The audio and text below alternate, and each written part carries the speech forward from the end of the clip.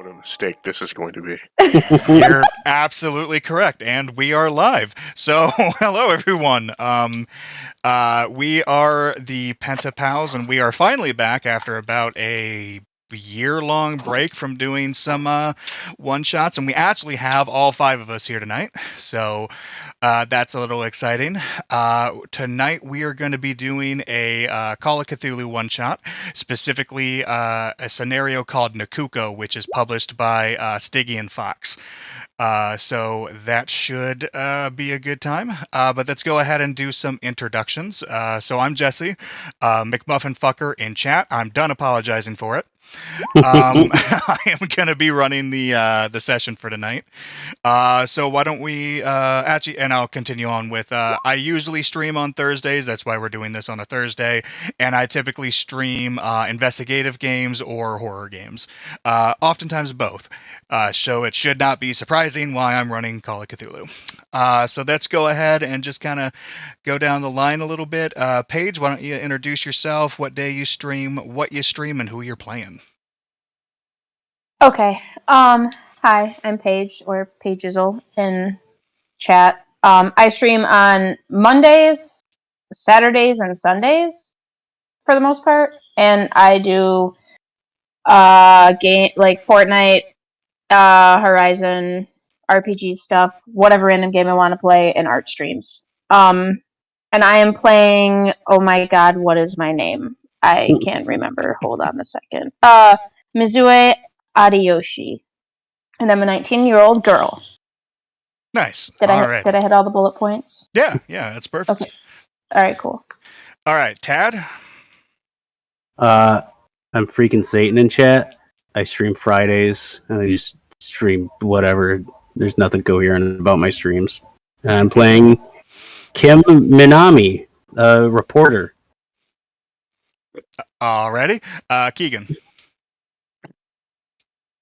I am Dubon23 in chat still. I am playing Shinta Arari, I believe is how you say it. And I believe I'm a cameraman. And I play whatever people ask me to play because they want to see my reactions to things. Like people being brutally murdered with baseballs. Yes. Which oftentimes his reactions are just nothing. Yeah. Did you mention that you stream on Wednesdays? Oh, yeah. Yeah, I normally do it on Wednesdays. Okay. And then lastly, Chris. Yeah, when do you stream? Like once a Never. year. I play CoC. Chris is chief examiner in chat, and he was actually just streaming yesterday. He's kind of like our backup streamer who picks up different days. And then you were playing the dead girl's brother. All right, so pretty much just a kind of quick rundown. There has been a mysterious death of Paige's character's friend, Aiko, and also Chris's character's younger sister. And sort of that is kind of the crux of this scenario. It is set in 1990s Japan.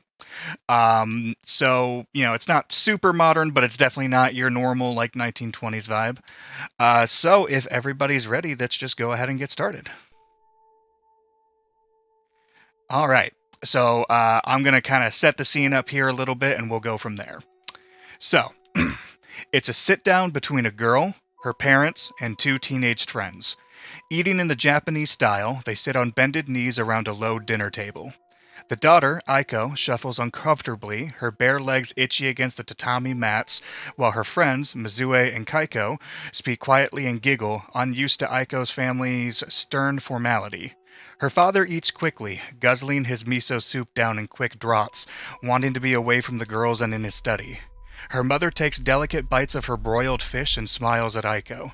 Aiko returns the smile, goes to swallow a mouthful of fish, and then freezes as she discovers something blocking her throat. The act of swallowing, and breathing for that matter, become a sudden impossibility, and she coughs loudly. Her father sends her a look of disapproval while her mother leans over to touch her hand. Then, everyone realized Aiko's pain-racked purple face is due to something serious. Her strained lips part as what blocks her throat disgorges to the table, chewed slivers of fish followed by a thick stream of shiny black air. Her mother screams, as does Mizue, her father dropping his soup bowl and pushing himself away from the horror. Aiko gasps, her pitiful noises almost inaudible beneath her mother's hysterics as she pulls at the hair in an attempt to clear her throat and breathe. Aiko's father clambers over to help her remove the hair, but as he reaches out, Aiko shudders and falls, face down into the obscene black pillow. She twitches once and moves no more. All right, so that is the setting scene. Mizue is the only one who was actually present for that. Lucky me. Lucky you. It's just a little bit of trauma. No Just a little bit. issues. How many face down horrors do I get for that? None yet. Don't worry about it. It's a Alright. face-up horror. It's a face Oh, up. okay. Fuck. For anyone wondering, we've been playing Mansions of Madness 2nd Edition recently by Fantasy Flight Games.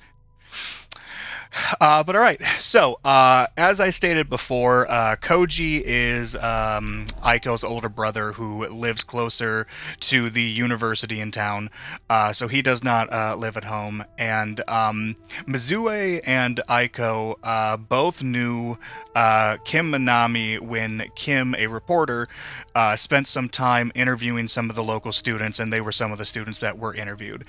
So it's been a few days since Aiko's death, and Mizue has specifically reached out to Kim to try to kind of set up a meeting to see if Kim can kind of look into things, considering obviously the very strange circumstances. Paige, as Mizue, you are also aware that you have not heard from Kaiko in a while either. Every time you've tried to ring her number, she just hasn't picked up. But you have agreed to meet Kim at a local cafe called The Bakery, which is just in the downtown area, not very far from the university. And Koji has agreed to go with you. You are meeting with Kim and her cameraman, Shinta. All right, so you guys arrive at the bakery. It is, it's about, I want to say midday, maybe a little bit afternoon.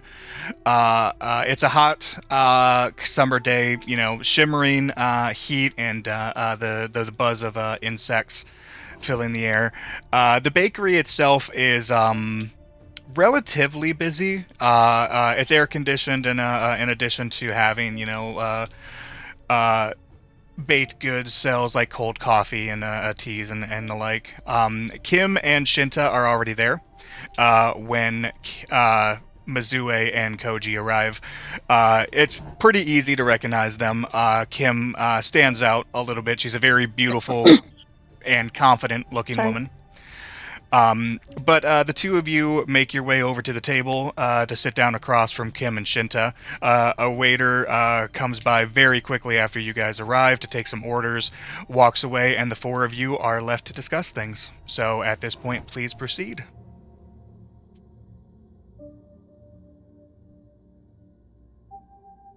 Go ahead. No, go. All right, so we don't know that, or exactly how she's died yet.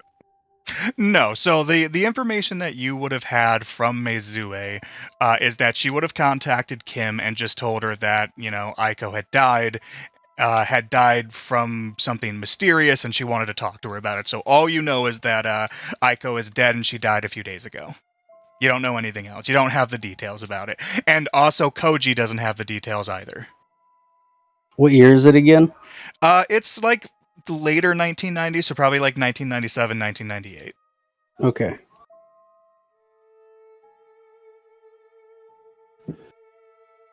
All right. So, I'm sorry. I don't mean to clear my throat the whole time. Why did you kill my sister? Fucking baka. Can't say that. Yes, I can. Yes, I can. Okay. I didn't kill your sister. I'm trying to. I can't do flirty. Sorry. You're not gonna get it.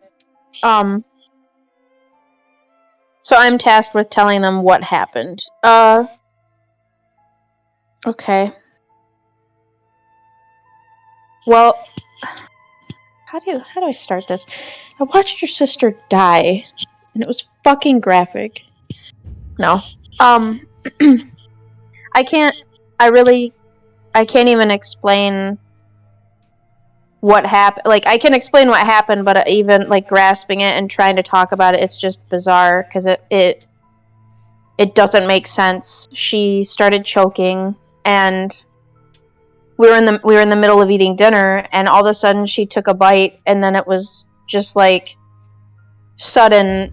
She couldn't actually, like, swallow what she had in her mouth, and then when she started to finally cough up what she had in her mouth, it was fish, which was normal, but then there was just, like, long black hair, and I just, it's like something out of, oh my god, what is that guy's name? Junichi Ito? Is that his name? It was like something out of one of his mangas. He was making manga at that time, right? Out of character. Probably. Yeah, I don't know when he started doing it. Well, he started now. So it was insane. It was crazy. I don't even know. It's unbelievable. Even saying it's unbelievable. But it happened because I watched it. That sounds like something that would have happened in that new released movie Ringu, which was released in 1998. Yes. I haven't gone to see it yet. My parents won't let me. I have to study for my entrance exams. There also was a book first. It was a book first, yeah. Okay, It was well, a really weird book. well, there we go. It was out of Ringu instead of the manga. Either way, regardless. Does your mom have long black hair? I mean, yeah, but why does that matter? Could some of it have fallen out and into the food that she ate, thereby choking her? Not that much. It wasn't like... It wasn't like there was just random pieces of hair in her food, like a couple strands. I mean, it was like... tendril, like a bunch of tendrils of hair coming out of her mouth. Like a head of hair? Yeah. Pretty close. Did she happen to have a wig? This is awful specific. What are you getting at? I don't know if I'm emotionally ready to handle you right now. I just watched my friend die. I'm just trying to get to the bottom of questions this. are these? You're the cameraman, right? Yes. I am the reporter. No, I am. Yeah, he's the cameraman. I'm in love with that. Oh. His character likes my character. Yeah. Yeah. That is a phrase I thought I would never hear. Also, I'm in love with that. The heart wants what the heart wants. Oh, that's And unfortunate. for some reason, I want pain. I just don't really understand your question. I think it's a stupid question. If it's a stupid question and you can't understand it, does that make you stupid? No, I think it means the person asking the question is stupid. I look right into the camera and I say, got him.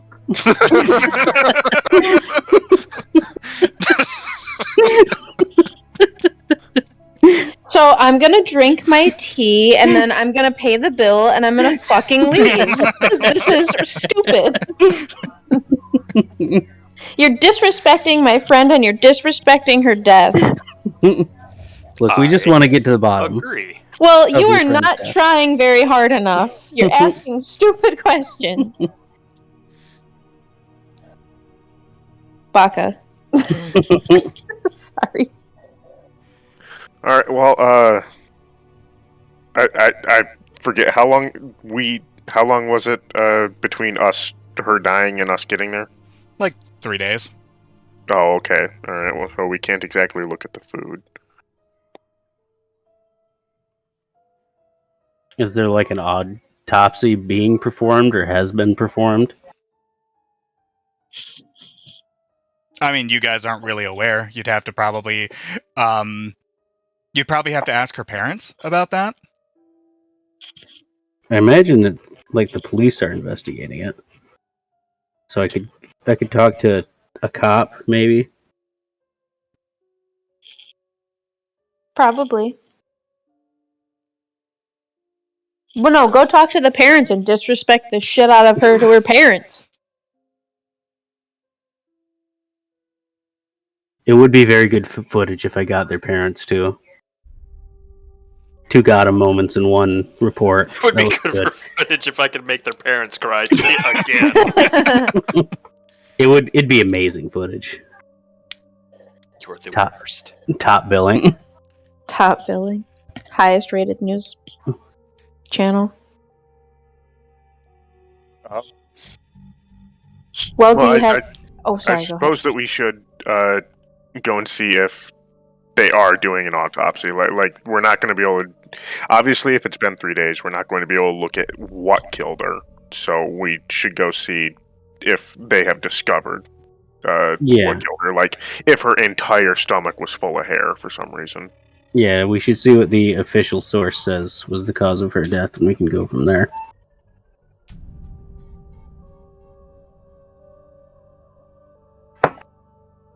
All right. So that's what we're going to do. We're going to go to the police. Also, I might have missed it. Are we working in an official capacity? As reporters? I suppose that's fair. You're reporters. You're not cops or anything. All right, but we should at least try to figure out if we're able to see the autopsy report.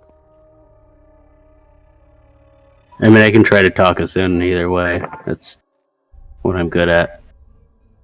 Yeah, real good. Sorry, I know that one. Continue.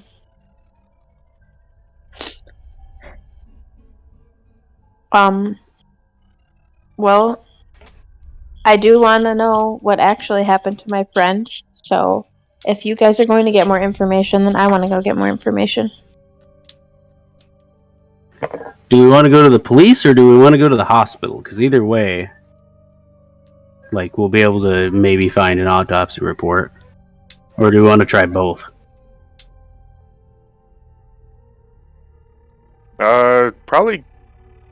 Probably go to the police first. I get the feeling that if we just show up to a hospital being like, hey, give us this person's autopsy report, they're going to tell us no. Well, I'm family. I could probably get something.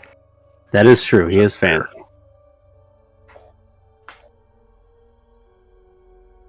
Also, wouldn't he know if there was an autopsy?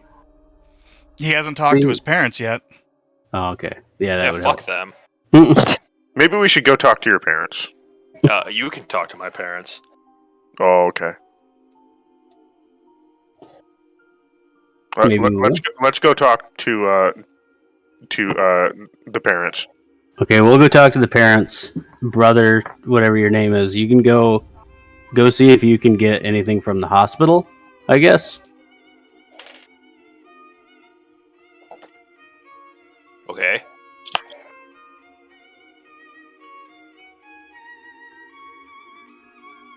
Break.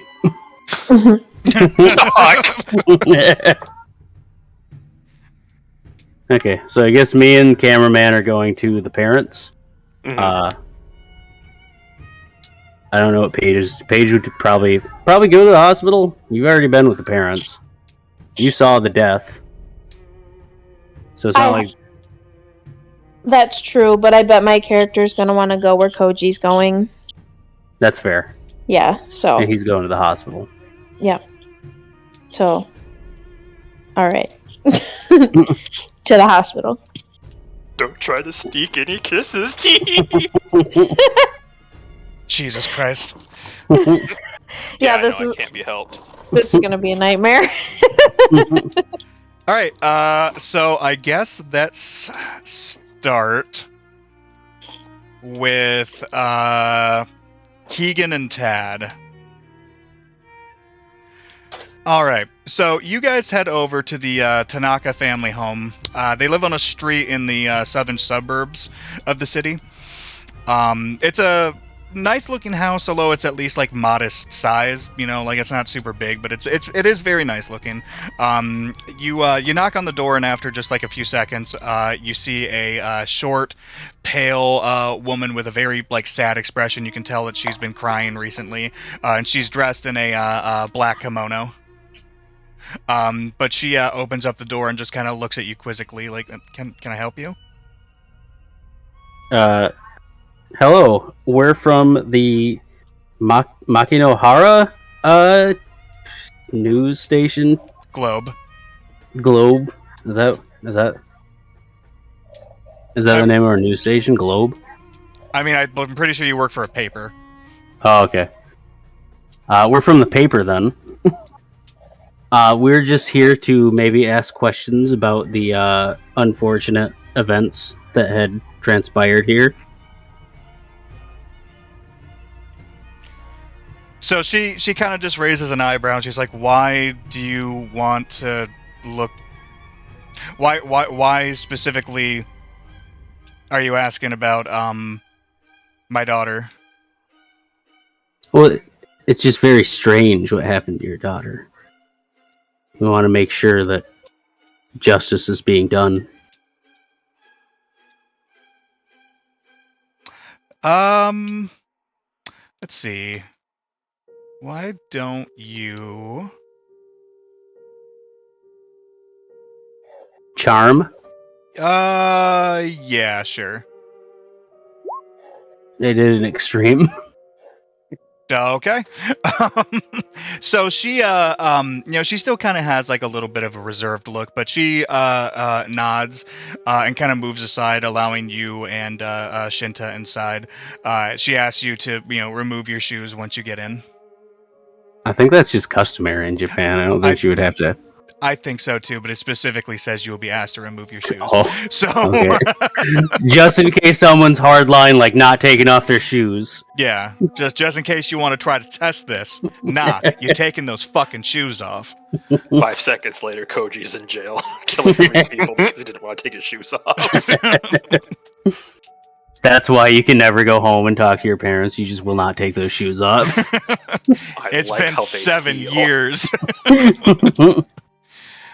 But yeah, so once you get inside, she's just kind of standing in the entranceway. She kind of ushers you guys into the living room area and just says, "So, how can I help you?" Can you just give us maybe a walkthrough of what happened that night? Well, we were all having dinner. Me, my husband, my daughter, and her 2 friends, Mizue and Kaiko. We were celebrating their recent exams. They had all done pretty well. And about partway through dinner, Aiko started to choke. We tried helping her to clear her throat, and she kind of pauses and hesitates a little bit, and then she starts crying and breaking down a little bit more. There was this mass of long black hair, almost like a ponytail, coming out of her mouth, and we couldn't. She shudders a little bit. We couldn't pull it out, and she ended up. Again, long pause as she dries her tears up, and she says, by the time the paramedics got here, the hair was gone. It just like disappeared? She nods. The doctors say that she choked. Was there an autopsy performed? Did they find any hair in her system at all? They didn't find anything, no. They said that she just choked. They found pieces of fish in her esophagus. They didn't find anything that had lodged in her throat, but they found no hair. But we all saw it.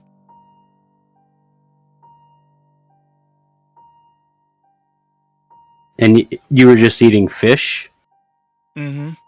Like fish and rice, I assume? And miso soup. Oh, okay. Homemade, it's not like canned or anything. We could like look into the company. No, I made it myself. Okay.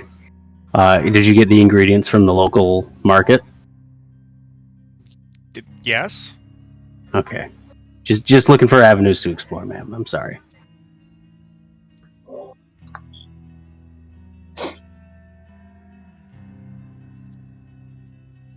Well, I hope we find something to bring you closure in this time of grief, but I think you've given us everything we need to know. So we'll be going. Well, all right. Please let me know if there's anything else you need. Of course. I give her my card. Okay. I assume I have business cards. Yeah, you would have business cards. Get a picture, Keegan. What? You're the cameraman. Get a picture.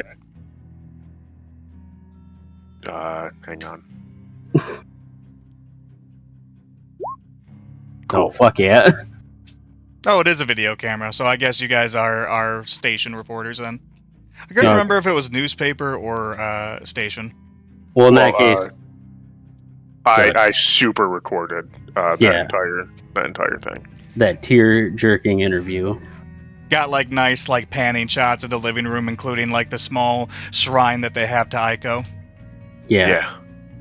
Snuck off and got like zoom shots of her room or whatever. Are you guys going to her room? Yeah, actually, why not? We can get some shots there. Get some like B-roll of the mom explaining some of the shit in there. Okay. With the extreme success that you got earlier, she agrees to kind of take you over to her room. So when you guys get to the room, it's just a small room. It's got like a bunk bed, but there's no bottom bunk. There's a work desk with a university mug that's filled with pens. There's a very small vanity mirror that has a crack running through it. You can see a cell phone on the desk, and then there are multiple posters of like different pop stars and just like a ton of like cuddly stuffed animals everywhere.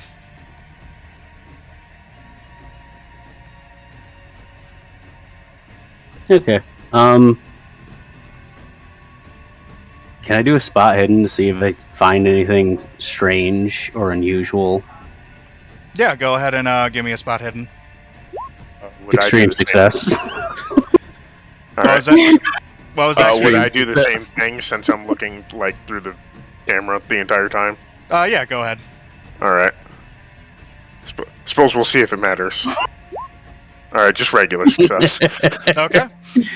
So both of you notice, although Kim sees it like instantly, you notice that one of the posters, you can see a piece of paper that's actually like kind of like sticking out behind the poster.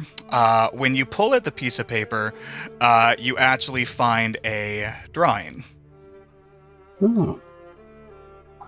Ugh. Oh. Well, that's not good. So you see this sketch there. It appears to be a hand-sketched charcoal drawing, and the bottom right of the sketch has a signature of Yuji Miho or Miho. I'm not quite sure how to pronounce it, but the first name of Yuji. Okay. Miho, you were Miho. right. Okay. Yep. I guess I'll show that to the mom and just be like, "Is this something that your daughter drew?" Or? She kind of like raises an eyebrow and says, "No, I don't believe so. She wasn't really one to draw, and especially nothing like that." Do you mind if we take this with us? It's on the wall. I thought I pulled it out of the wall. Yeah, No, it was behind a poster, like it was like stuck behind the poster. Like it's not okay. attached to the wall. No, Tad's Oh. right. It's a loose piece of paper that was just like stuck behind a poster. Okay, I misheard that as you pulled the poster down and that was on the wall behind it, like drawn on. No, like it was a piece of paper that you saw the corner sticking out behind a poster, and you just pulled the piece of paper out. Understood. But yeah, she says, I mean, I guess I don't see why not. I don't know what it is, so. Okay. Well, thank you. You've been a lot of help. We will contact you later to tell you if we when we're running the story, so you can watch. Well, thank you very much. And then she escorts you out. Yeah, we leave. Okay. All right, so let's go to Mizue and Koji. So where are you guys headed? Hospital. The Byoin. Right, I'm so- sorry. Like, you guys are gonna have to deal with me saying Japanese words. Continue. The Biblioteca. Yes. All right, so you guys are going to the hospital. Yes. Okay. So, I mean, you guys, I'm assuming you take public transportation. You guys make it to the hospital. I mean, it's a fairly large building. I know, like, this isn't like a huge city, but this is the central hospital in the area, so it doesn't seem like it's particularly busy, like, at the moment. So, I mean, it's not like a big issue getting in. What are you doing once you enter the hospital? Trying to get autopsy information, right? Since you're her brother. I don't know how hospitals work, because I've never actually. All right, so I will say, obviously, I'm not super familiar with Japanese hospitals, but I will tell you that an autopsy is performed by a coroner. Yeah. All right, so the coroner's office. I'd probably do it in the middle of the room if I was, doing one. Shut up. Tad, I swear to. I know, as far as like Japanese customs go with death and whatnot, they usually cremate the body, or not. They cremate the bodies. That's like that's just like a standard. But I don't know with what happened. I'm sure an autopsy would be a thing, but and I don't. Maybe this is just me looking too far into it. But would she have been cremated by this point, or would there still be a body? She probably would have been cremated by this point, because typically a autopsy is performed relatively quickly, and they usually, if there's nothing like unusual or mysterious and nothing like additional that needs to be done, typically a body is released to the family within 24 hours. Okay. Because like when my mom passed away, she was cremated within like 48 to 72 hours. Yeah, I figured it was a pretty quick thing, so I guess we could go to the crematorium and see if like when I guess just going with like the superstitious part of things, go to the crematorium and see what was like if they found anything or if anything weird happened, because there's usually like a whole ass like sort of thing that goes into when a body is cremated, like ritualistically and stuff. Like there's like a bone picking and stuff. I'm sorry, I'm sure it's not in the fucking in the scenario. I'm thinking too hard. That's where my brain's going. So we could go to the crematorium. Don't you fucking dare. You son of a bitch. The main thing that I'm going to point out is if it's anything like American hospitals, there's not really anything to do here. Because typically the coroner's office is not at a hospital. They have their own like government office. And then it's typically a funeral home that handles like actual like burying a body or like cremating and stuff like that. That's not usually done at a hospital unless it's like a Jane Doe or something. Yeah, that's what I meant. I meant actually going to the crematorium. I knew it wasn't at a hospital. So I meant leaving and going to the place to check out the thing. Okay. Yeah. Koji-san. Oh God. Yeah.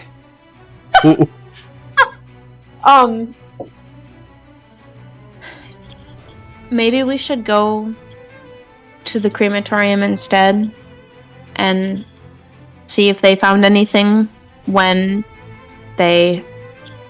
God, you say when they cremated her? I was gonna say burned her body, but that was super graphic. It would Same be cremated, yeah. Yeah. Yes, same thing. Okay, so Yeah. we went to the wrong I place said- then. Yeah. Told you sooner. I'm sorry. This is why I hate you. I'm sorry, Koji-san Sama. All right, so I guess we're gonna go on the bus. And be like, all right, go somewhere else then. All right. So we're on the bus to the crematorium. All right. So which one? The one she was taken to. Yeah. Because assuming that this is like any other city, there are probably several places where you could get cremated. Well, I imagine it'd be like the one closest to the home. I don't think that really matters. It would just be probably the closest one to the hospital, honestly. I thought you were gonna say closest one to her home, and I was about to fucking lose my shit. Okay, go ahead, Jesse. Sorry. Again, don't know how it works over there, but in the States, it would typically be just whichever funeral or home you prefer to do it. Like, the one that we had my mom cremated at is the main one that's just in Owasso, but that's like they also handled like my dad's, so that's why we just had them take care of it. Usually, if you don't know or have one in mind, the hospital will recommend one that will just come and pick up the body, but that is not necessarily based on location, that's more of contacts. I mean, I would know that, wouldn't I? You would at least know that, yes. You know where she was cremated at, yes. You probably haven't like had like actual conversations necessarily with your parents, but your parents would have absolutely had like a ceremony or something. Yeah. Yeah, you get to go through with chopsticks and pick the bones out of the ashes and stuff. And then eat them. Yes, exactly. See, I know all this stuff. You do. It's a good You source of calcium. You are also a weeb. But yeah, no, there's you guys would have taken her to a crematorium, probably the one that's closest by to where she lived. Oh man, like everything I said. Why was, it's fine. It's fine. We're going in now. All right, so you guys are doing that. What is all of you? what is Kim and Shinta doing? Fucking. Sorry. Yeah, God, I wish.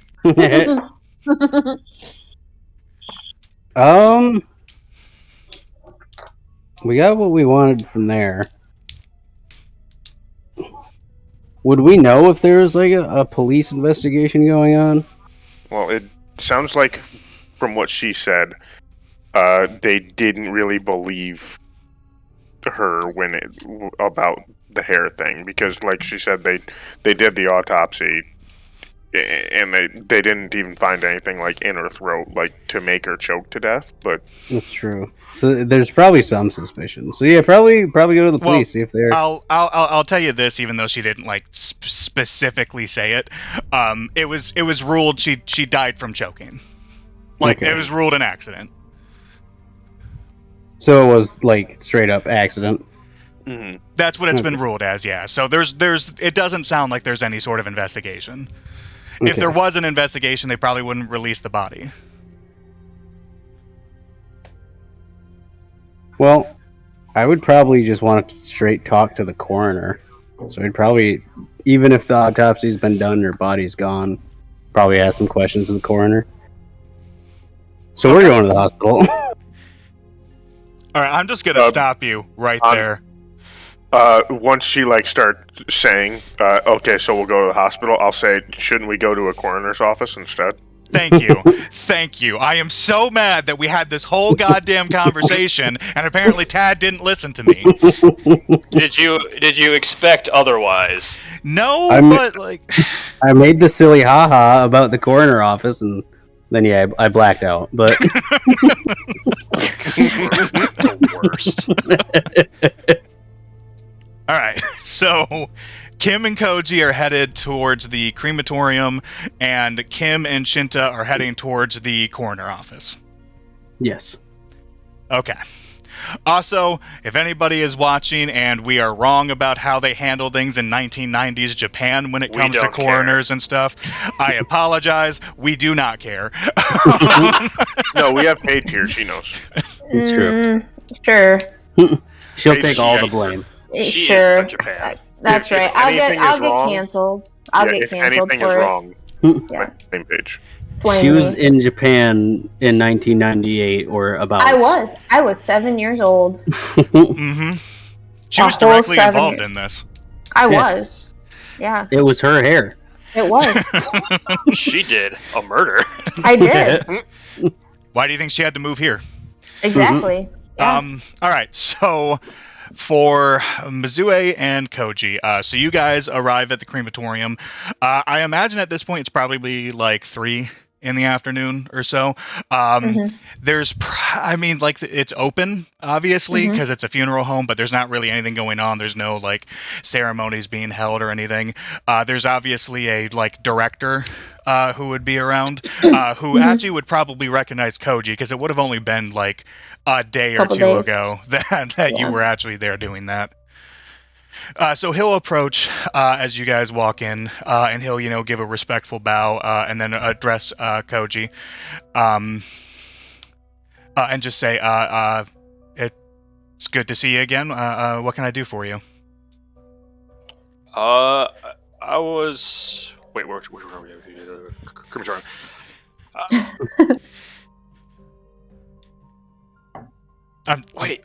Wait, no, hold on.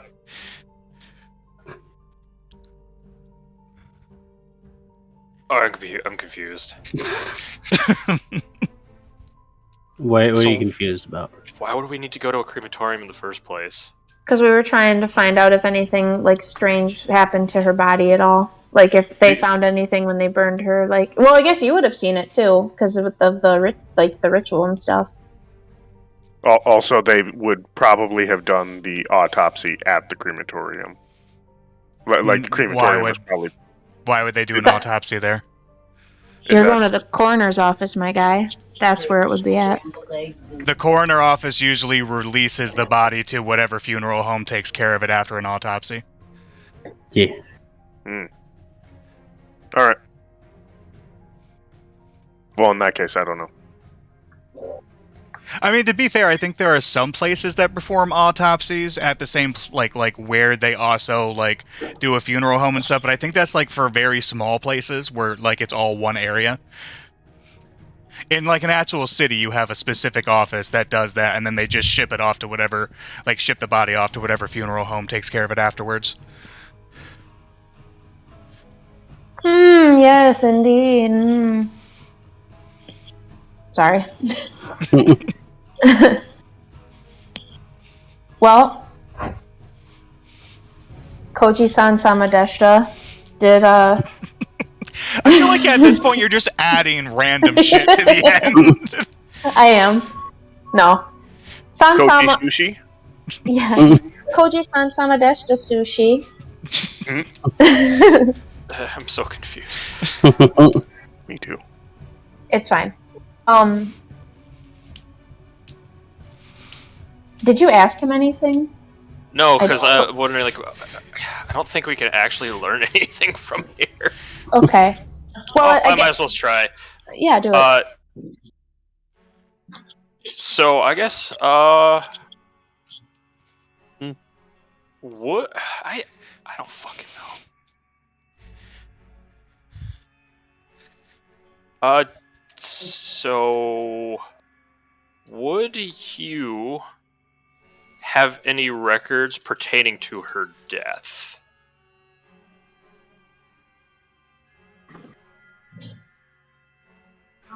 Man, is here what I am, ask. like, expertly answering questions about, like, coroners and funeral homes, and I have no idea. We probably would have had... I mean, we Right? have... we would have her death certificate. I mean, when her body was, released to us, we would have at least had, like, a report. I imagine they probably would have a coroner's report. Okay. Would it be acceptable if I were to see that? Go ahead and make like a charm or something for me. Oh, a charm. Yeah, go ahead and add a bonus dice since you are like family. Start crying. Oh man, I get to add a lucky charm.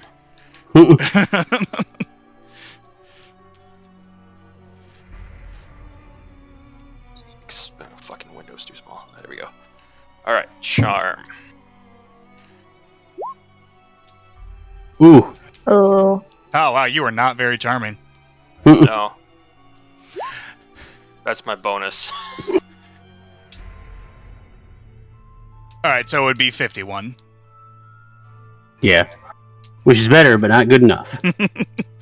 All right, so he kind of like thinks about it for a second. He's just like, well, I mean that information's sealed. It's usually not released unless it's like a parent or a guardian. I can show you a copy of her death certificate, but I mean your parents should have a copy of that report. Can I start? I'm gonna start crying, and I'm gonna say, please, sir, like this is, I'm the friend of the deceased. This is his brother. Like this is super important that he sees. Like this is just gonna help him feel better and ease his mind. Please. Onegaishimasu kudasai. Right. Make a charm. What? Or persuade. Yeah. Yeah, either charm or persuade, whichever one is higher. I guess I should have asked Chris that too. I don't know if your persuade was any better than your charm. I don't think so. I think all my social skills are absolutely garbage. Let's see, where's persuade? My charm is 60. 45. A little better. You still would have failed it. Yeah. Yeah. All right, yeah, Paige, go ahead and make a charm, and again, I'll let you roll with a bonus dice since you have Chris with you. Okay, how do you add the bonus? I know I can click on it to add or click on charm to roll it. I'm just trying to see. Chris, how did you add the bonus dice on there? Just click the bonus / penalty when you do the thing. Like in the text over there. Oh, okay. Okay, I'm gonna. Here's charm. And then you just click. You see how underneath the 66 versus 60, you see how there's bonus / penalty? Oh. Just click that. Click that. Oh, I see. Well, this is dumb. Would that be a 1 or a 100?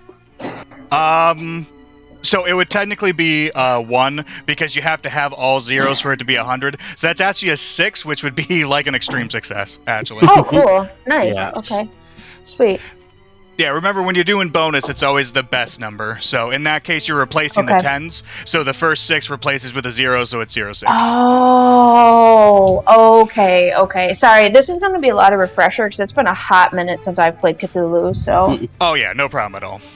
Alright, so yeah, you start breaking down. He looks super uncomfortable the moment you start doing that. Like, it's very clear he's not the one who handles, like, actual funerary stuff. Yeah, so like actual grieving people. Yeah, like, he's, like, this is more, like, middle management sort of person. So he's just like, oh, don't do that. Don't do it. It's just, yeah, it's just right over here. I'm sure it's fine. You're her older brother. It's no issue. Just follow me. I just say, bro, same. So he kind of takes you into the back area a little bit where he has like just a small office, and he opens up a filing cabinet, goes through it a little bit, pulls out a very thin file that has Aiko's name, and hands it over to Koji. All right, let's take a ready-roo. Okay. So yeah, looking through it, it looks like it's a copy of the coroner's report. There's a little bit of information from like the police and the paramedics who had responded, and then just like the death certificate, and then there are notes that the crematorium took, about like doing like the funerary rites and releasing the ashes back to the family. There's some invoices and stuff like that in there too. So looking through the reports, it looks like when the paramedics arrived, the paramedics showed up probably only like 5 minutes after the call was made. They said that everyone there appeared hysterical, and they kept saying that she was choking on hair, but the paramedics mentioned in their report that they didn't see anything like that.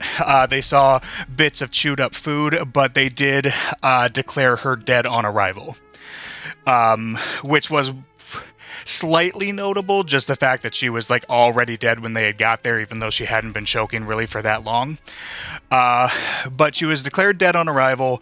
They brought her to the coroner's office. Autopsy was performed. The same sort of information that I gave Tad and Keegan, where there was no sign of hair or anything in her throat. There were pieces of chewed up food. There didn't appear to be any like large chunks. Like her esophagus wasn't blocked by the time they had gotten there. But the autopsy specifically mentions, that there was bruising on her chest from CPR. So it's also possible if anything was lodged, it could have just become dislodged.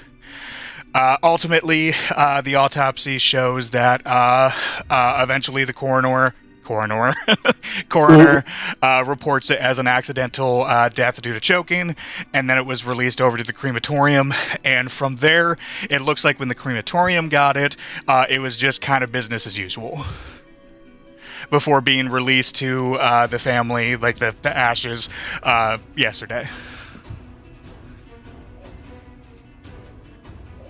Well, shucks.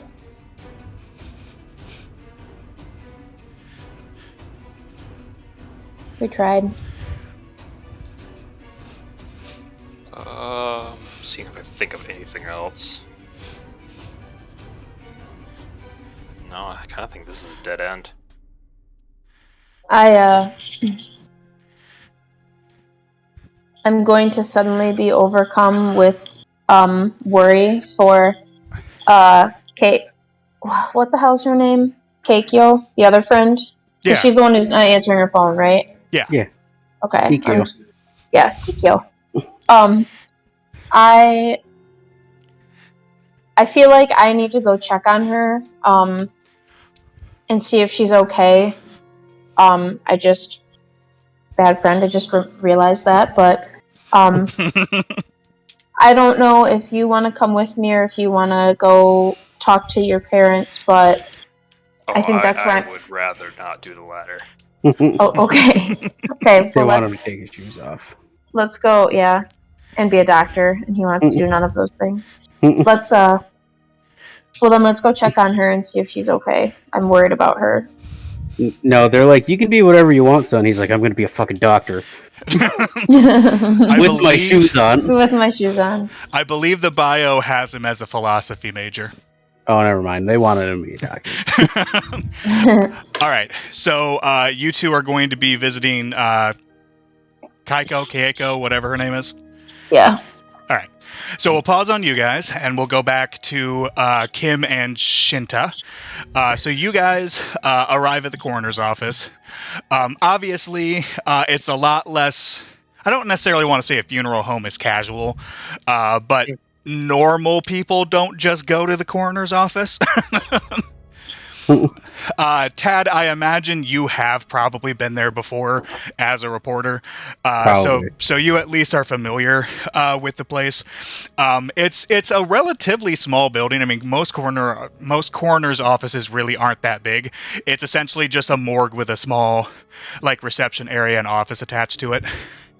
But when you walk inside, there is a like receptionist behind a small desk who looks up when the two of you walk in and just asks what she can do for you.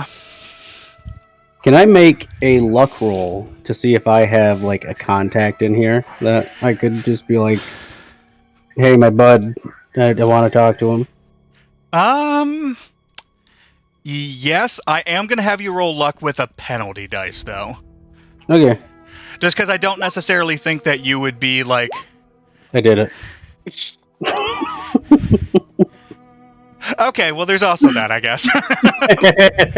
I was about to say I don't necessarily think Kim is like a criminal reporter who would oftentimes go to the coroner's office, but apparently you happen to know this secretary. Oh, the 'Cause there's, secretary like- we're talking to? Yeah, because there's not that many people who work there. There's literally like the secretary and like the coroner and the coroner's assistant. What's her name? How dare you? Her name is Ami. Okay. Eve. Hey, Ami. I'm here investigating the case of that, whatever her name was, girl who choked. I was wondering if you could get me a lead on that, someone to talk to, something to look at. So she kind of like thinks about it for a second and then like turns away and like kind of rummages through some papers. She's just like, "Oh, are you talking about the Tanaka girl?" Yes. Okay, I mean we get a decent number of bodies through here. What are you looking for exactly? It just seems like the case is fishy. See what I did there? I elbow Keegan. I just want to see. I laugh at it because I'm supposed to like you. I just want to see if all the ducks are in a row. Make everything make sense. Okay, but like, what do you need from me? Do you have like an autopsy report? Maybe I can get an interview with whoever performed the autopsy. So she thinks about it for a second and she says, "All right, I mean, technically I can't show you the autopsy report. Go ahead and make either charm or persuade with a bonus dice since you got that luck check successfully." So we'll do that, and yeah, it's a hard success. Yeah, it actually you got the same result. I got the exact same, yeah. So like she says that, but she's also like doesn't sound super convincing. She's like, "I can show you the autopsy report, if it just happens to be sitting here. As long as it's not taken out of the office, I'm sure that won't be a problem. It's not like a criminal case or anything." That's true. And if perhaps someone were to drop that in a photocopier and I take a copy out, like, who's the wiser, right? I mean, I suppose I need to use the restroom anyway. So she pulls out a file, hands you the autopsy report, and then she kind of gets up and walks out of the room. All right. I start making copies of it. Okay. Looking through it, it's the exact same information that I gave to Chris and to Paige with the autopsy report. It's a little bit more detailed because it also includes the notes from the coroner. Jesus, why do I keep over enunciating that?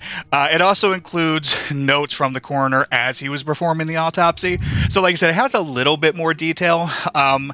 Again, the only thing that really pops out is the coroner specifically saying that he didn't find any like large chunk of food or like a fish bone or something that was lodged in the throat. Although he does also, have the remarks on, CPR could have dislodged it, but he specifically points out that when opening up her stomach, it seemed like all of the food was either digested or chewed well enough that he's not entirely sure where the blockage was caused.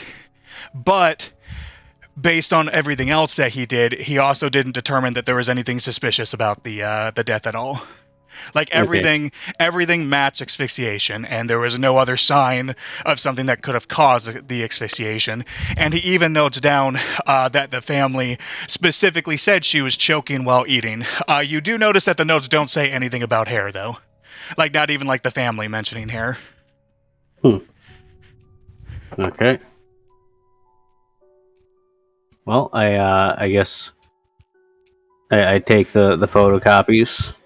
I put the file back from where Ami, you said her name was? Took Yes. it from. I leave a 20 on her desk. All right. I specifically tell him not to tape that part. Fair enough. Yeah. And then I guess that's all the information we're probably going to get from official sources. So All right. So we know where. Isn't like a 20 the equivalent of like $2? oh yeah, fuck. 20 yen would be like I think it'd actually be like 2 dimes. It's 1998 money. It was worth more. I you put leave the equivalent of 20 American dollars, which is like 2,000 yen. Yeah. I put a 2,000 note on the desk in there. All right.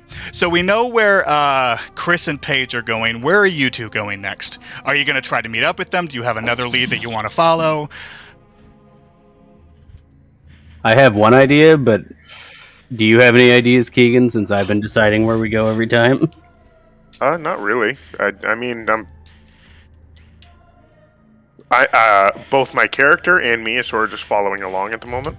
Okay. Well, my idea would be to go to like the library and just research any kind of weird hair monster. Well, I wouldn't go with hair monster at first, but I would probably just be like any weird conditions that could cause hair to appear and then disappear. I'm trying to put myself in a horror protagonist like way to find information on a hair monster. So Okay, so you guys are going to go to like the library. yes. Yeah. Okay. So let's take like a 2 or 3 minute break, mainly because I have to pee. So I'm going to switch us over to the break page. You guys can talk a little bit about what like your next moves are, and we should be back in just a couple of minutes.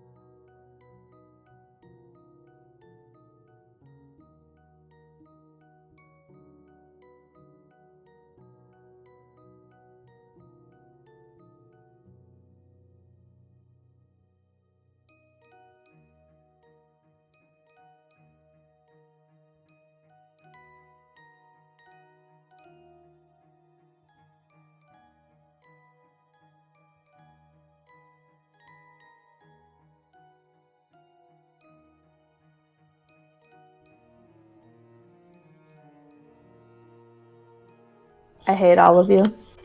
That's a great thing to transfer to. Yeah, I agree. So we're back from break. You know, at least it could have. At least it was that. It could have been something like we normally do, like fucking. No, you don't need stupid to give. Yeah, like let's not give examples. So anyway, nipples. I was not sure what you were saying there for a moment. Nipples. Nipples. All right. Go ahead. So let's go ahead and go with Mizue and Koji. So you guys are heading towards Kaiko's house. She actually lives in an apartment. So she lives. Paige, you would know this because you've been there before. She lives on the third floor of an apartment block near the university, in apartment 3C. Okay. I'm going to head up there. Okay. So the two of you head up to the third floor of this apartment building. When you get to her door, you guys actually notice, unlike most of the other doors in the hallway, she has a letterbox that's just stuffed with junk mail. Oh, okay. I'm gonna she's ring. dead. I'm gonna ring the little the doo-doo, the little doorbell thing. Okay. So yeah, you ring it. Nothing happens. You don't hear any reply. I'm gonna knock on the door. All right. So yeah, you knock a few times. Again, you don't hear any reply. Okay. Well, can I try and?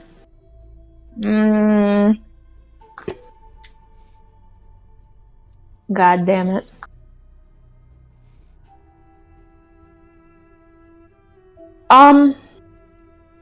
Do I have any items? I was looking and I couldn't really find it on the sheet.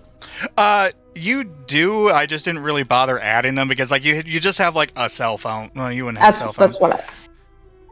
Yeah, I know what you mean though. You just have basic. Yeah, you don't have anything special. Yeah. Okay. Well then. You have you probably have a bobby pin, but I don't know if you have any locksmith skill or anything like that. Koji-san Samadeshita. Again, you're just making up words. No, I'm not. The Deshta doesn't. It doesn't matter. Go ahead. Koji-san Samadeshita. Do you think you could break down this door? Pick the lock? Pick the lock? Absolutely not. Can you break on a scale of 1 to 100, I'm at a 1 on my confidence. It would be either locksmith or mechanical repair if you wanted to try to do it. Specifically to pick the lock. On a scale for confidence, I'm at a 1 on 100.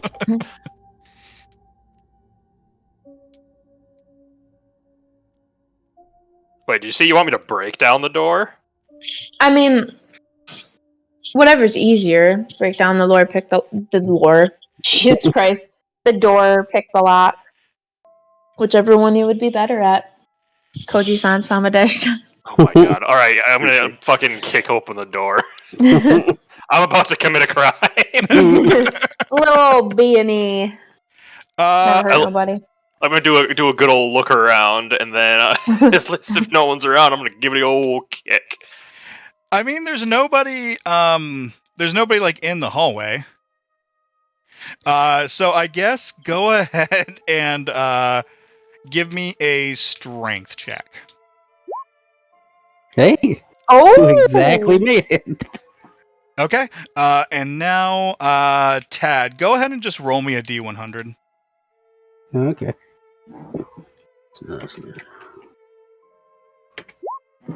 2. 2. 2. 2. All right.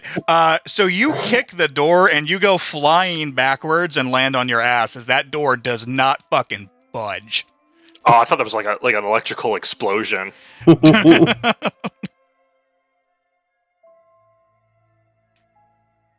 Electrical explosion. All right. Well, I'm out of ideas. Blame Tad for that one. He rolled really well. He did for roll the door. This is me when you fly back from kicking the door. You'll have to check the Discord chat. Oh. Tad, you're a really good door. What? You're a really good door, because I'm assuming Yeah. that's what the role was. I guess I am. Yeah, I should play a door more often. Yeah, you got like a crit success as a door. Can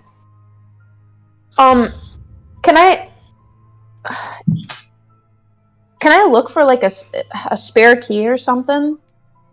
I mean, for most apartment places like this, you wouldn't really have like a spare key just sitting out like you would like a house or something. But you would know that like there would be like a maintenance guy who would have the keys. Oh, okay. Can I go look for maintenance man?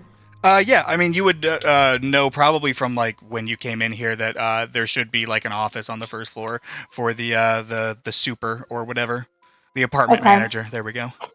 I'm gonna let Koji sit there and nurse his damaged confidence, and I'm gonna go down to the maintenance office.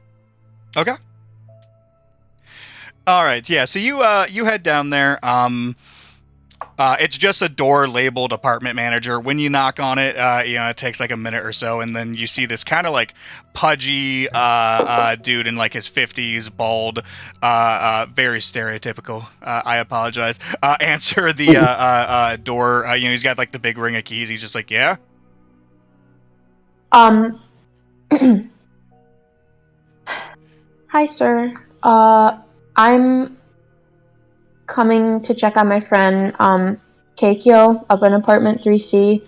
She hasn't been answering her phone lately, and I just went up to, knock on the door, see if she would answer, and it looks like her mailbox is very, very full of mail. Like, there's been no sign of any activity, and I'm really worried about her, and I was going to see if it was possible for me to try and, get into her apartment and check on her.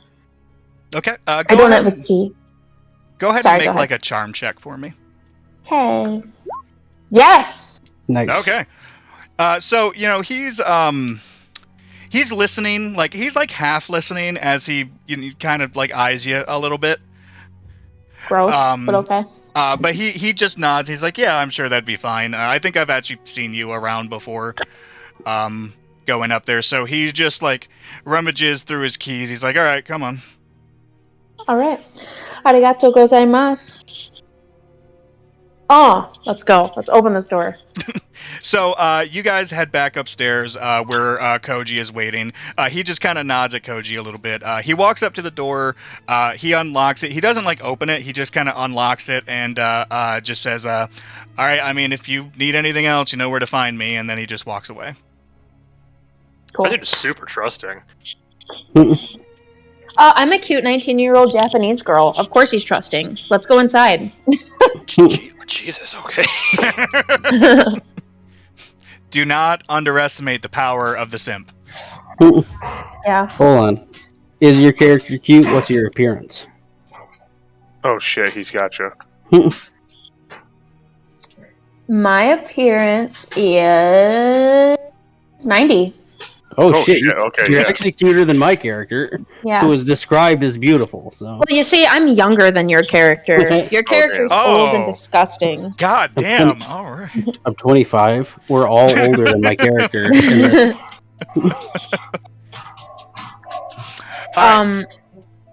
Sorry. So yeah, I'm gonna open the door. Yeah. Okay. So you step through the door. There's like a short like corridor. It's like kind of like a little entrance hallway, and you can see a door further down to the right. The moment you guys walk in, you kind of get a weird feeling. I actually need both of you to make me power checks. Oh man, I have the power. See, told you. There it is.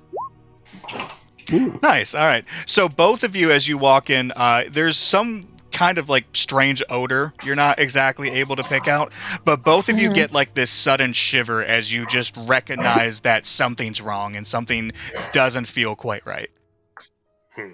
Is it a sickly sweet odor? It's a little on the sweet side, yes. Lemongrass. What the fuck? What the fuck? Lemongrass. In these halls. Oh my god. Okay. I'm going to keep going further into the apartment and looking for her. Okay. I pull out my gun. You have a gun? He does No. not have a gun. Oh, okay. All right, so you guys walk through that door, which leads into the living room. So across from the living room are two other doors. One that appears to lead into like a kitchen, and then the other one you're not exactly able to tell. When you get into the living room, you notice that everything's kind of like in a disarray. Like it seems like maybe the last few days she's just like not really been keeping up with things and just tossing things kind of all over the place.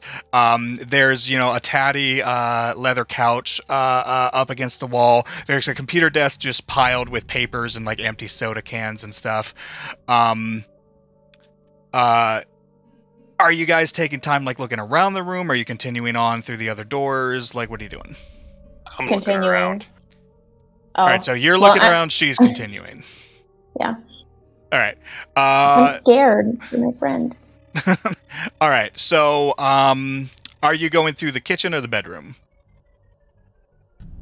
The bedroom. Okay. So opening up the bedroom, you just see that the bedroom is littered with clothes. Again, kind of like in a disarray. You notice, there's a dressing table. There's a mirror on the dressing table, and the mirror appears to be cracked down the middle. Oh shit. But there's really nothing else that stands out in the bedroom. Okay. Then I'm gonna go back into the kitchen. Okay. So when you go into the kitchen, you notice that the worktops are just kind of like littered with food. You notice that the food appears to be decaying a little bit, like it's been left out for at least a couple of days. Yeah. And then there's a very short corridor that kind of leads into what looks like a bathroom. Let's do it. Okay, we're gonna pause on you. Oh great. Okay. So Chris, going through the room, there's not really a whole lot of interest until you get to the desk. You notice going through the desk, you actually find her telephone. And you actually, yeah, there are cell phones. What am I talking about? Yeah. Yeah, but you find her cell phone, and you can, looking at her cell phone, you can see just tons of missed calls. It doesn't look like she's actually answered her phone in a couple of days. You also notice specifically sitting out on the desk is a what looks to be a printout of an email. Oh man, I'm going to invade her privacy. All right, invading privacy. So it's from a hero. Email address is prof@makunahara.uni.edu. Dear Miss Sawai, whatever. I am sorry I missed you at my office. My usual working hours are 8:30 until 3, and I am away for lunch 12 till 1 from Hiro Mizuno.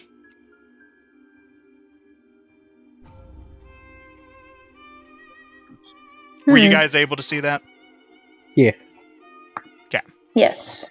Why are some of the letters different color? I don't know. It's Hyperlink. probably It's a puzzle.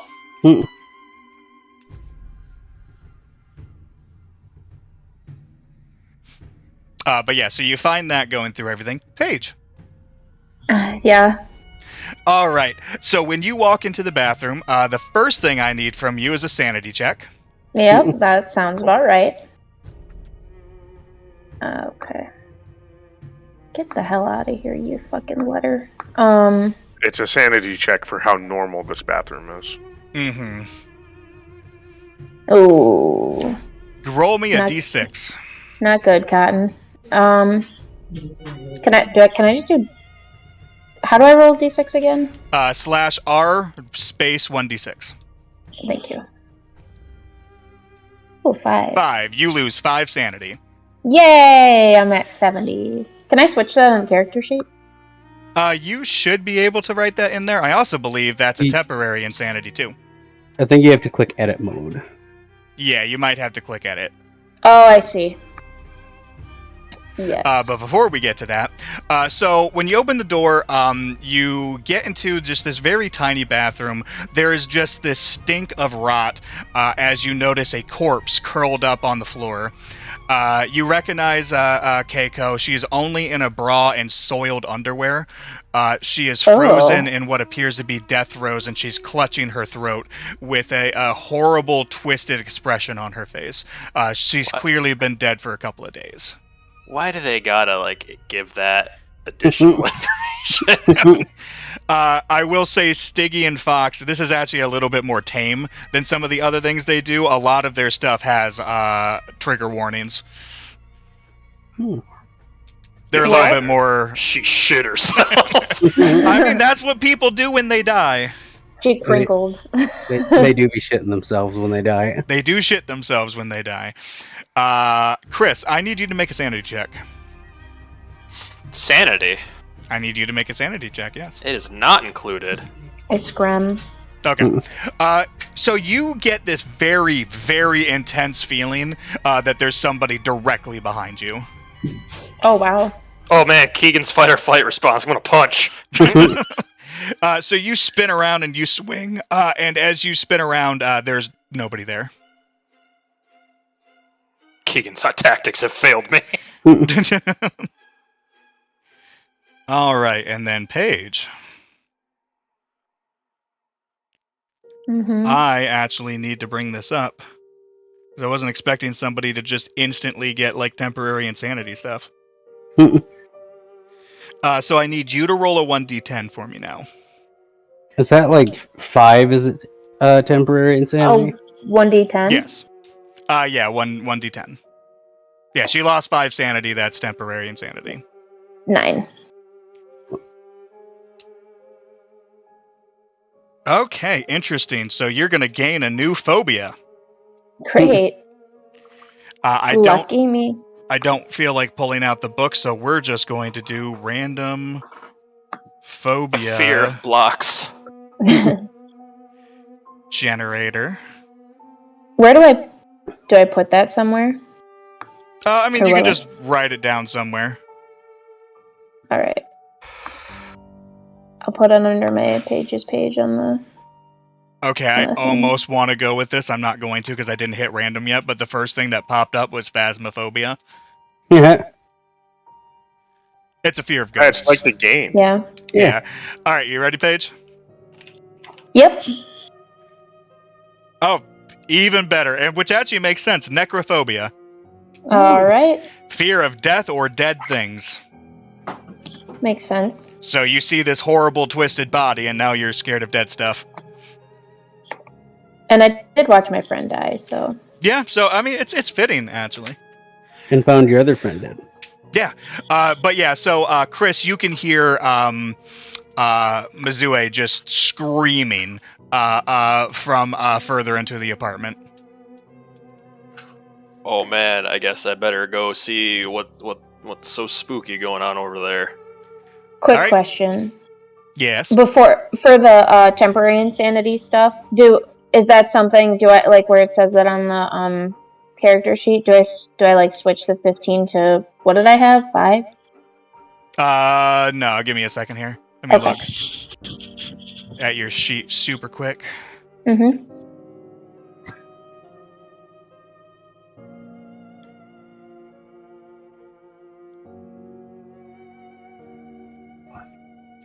Wait, what's the 5th? I thought it was...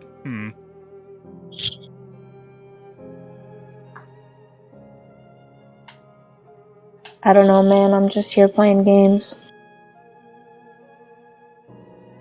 Yeah, give me a second here to look something up, actually.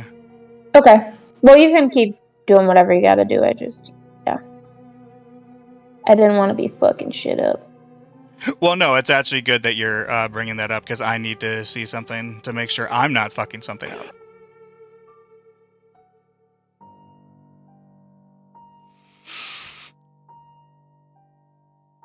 Chris, as you run into the room, though, you see the same sight that she did, and I am going to need you to also make me sanity check.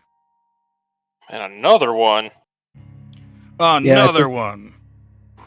I thought the temporary insanity thing was like a percentage of your total sanity you have to lose. Well, I know like that's how indefinite insanity works. I'm trying to remember with temporary though. I thought temporary was just 5 points, but I could be wrong. But then like, where's the 5 points coming from? Well, Byron would have gone indefinitely insane if he had lost 5, and maybe you're just still remembering that. No, it is 5 or more sanity points. That 15 on there is for the indefinite insanity. However, I did fuck one thing up, Paige. I actually need you to make an intelligence check first. Oh yeah. Oh, I always forget that. okay. That's actually a very important thing too. Yes. Okay, you actually want to fail the intelligence check, so So nothing changed. nothing changed. You realize the horror. So now for Chris, I need you to make an intelligence check. You actually realize. At my smarty boots. Nope. No. Hey, all right. So yeah, you actually don't. Well, actually, okay. Sorry, I fucked up again. You need to roll a d6. Oh! I need to roll a d6? Yes. 6. Okay, so you lose 6 sanity, but you do not trigger temporary insanity because you failed your intelligence check. So you lose 6 sanity, but you don't realize the full extent of the horror that you're seeing. So what it is whenever you lose 5 or more sanity in one go, then you make an intelligence check, and if you succeed on the intelligence check, then you go temporarily insane. Okay. I smell what you're stepping in. And then that other number that he was talking about, Tad, that percentage, that's for indefinite insanity, which lasts far longer. So, like in Paige's case, she has necrophobia for the next.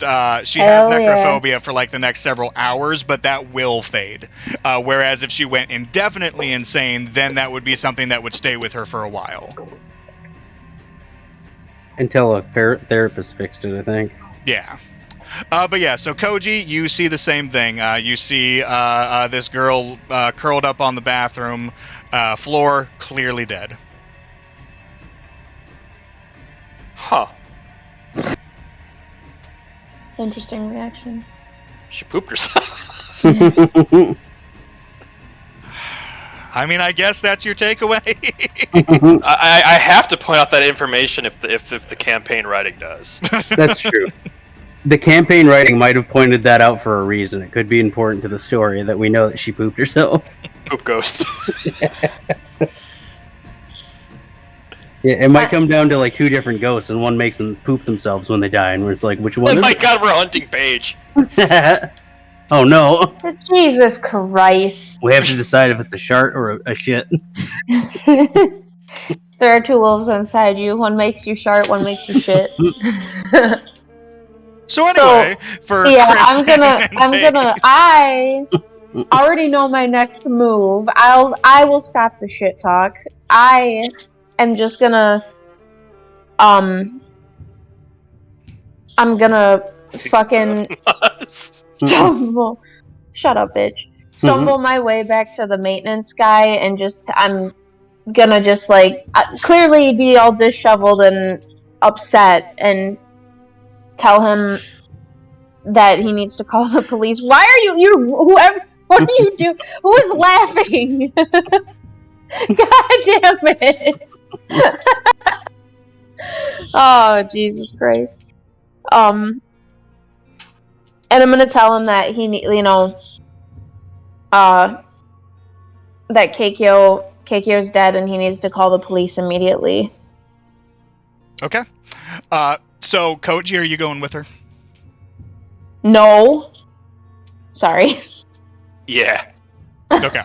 So you guys make your way to the maintenance guy. He obviously looks very shocked as you say that, and he says, like, okay, just have a seat. He has, like, a small couch in there. He's like, just have a seat. I'll call the police. Is it the casting couch?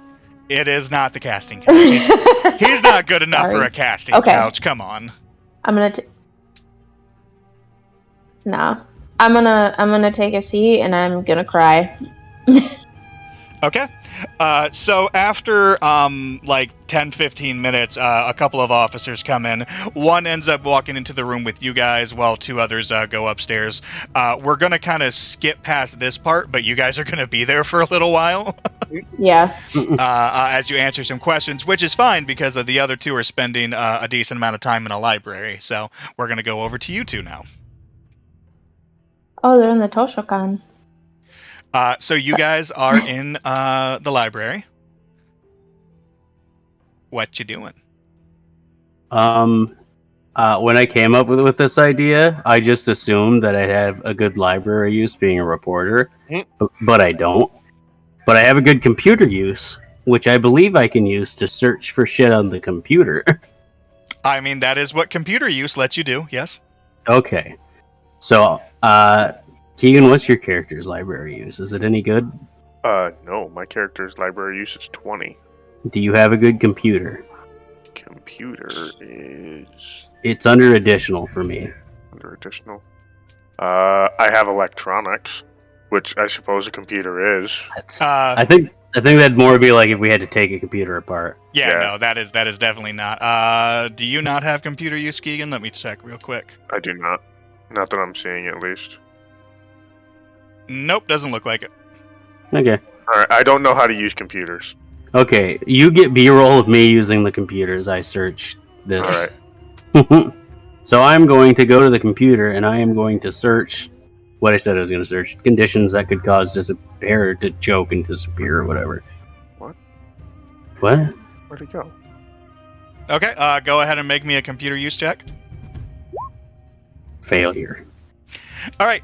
Yeah. So I mean, you find some information on like eating hair. I can't remember what that's called. Pica. Pica. Yeah, you find some stuff on Pica.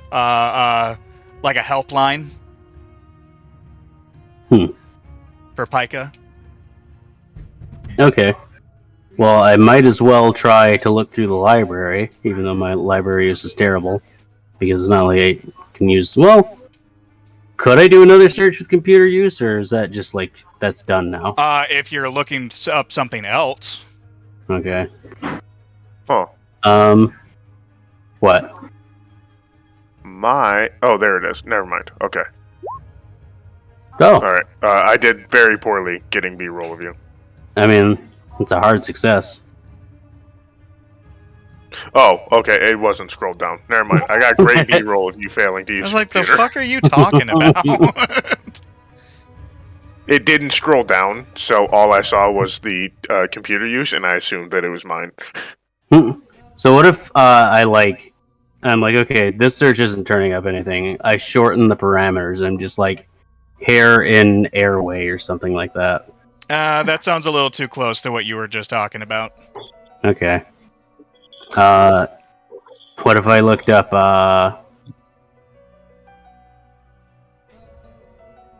I'm just gonna use library use. Maybe I'll get something from that. Okay. Can I assist? Can I assist? What the? I don't know. Is that a thing? I mean, it would give him a bonus dice. Okay. Okay, so we're both looking through, and Oh. I exactly. Oh. I lose it by 1. Yeah. I spend luck. No, you cannot spend luck on one shots, not the one shots I run. So you find another book on Pica. Damn it. Okay, what about mysterious choking? Can I look that up with computer use? Sure. Okay. Okay, well, there we go. Oh. All right. So an extreme success on choking. Mysterious choking, specifically. Yes. So...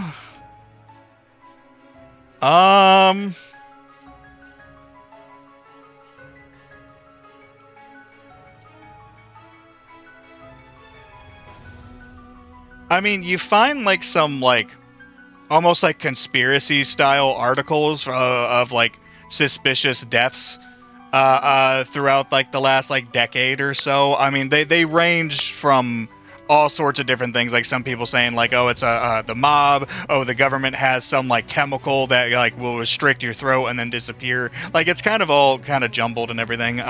You do, however, see a couple of things on oh shit, what are they called? Yuri?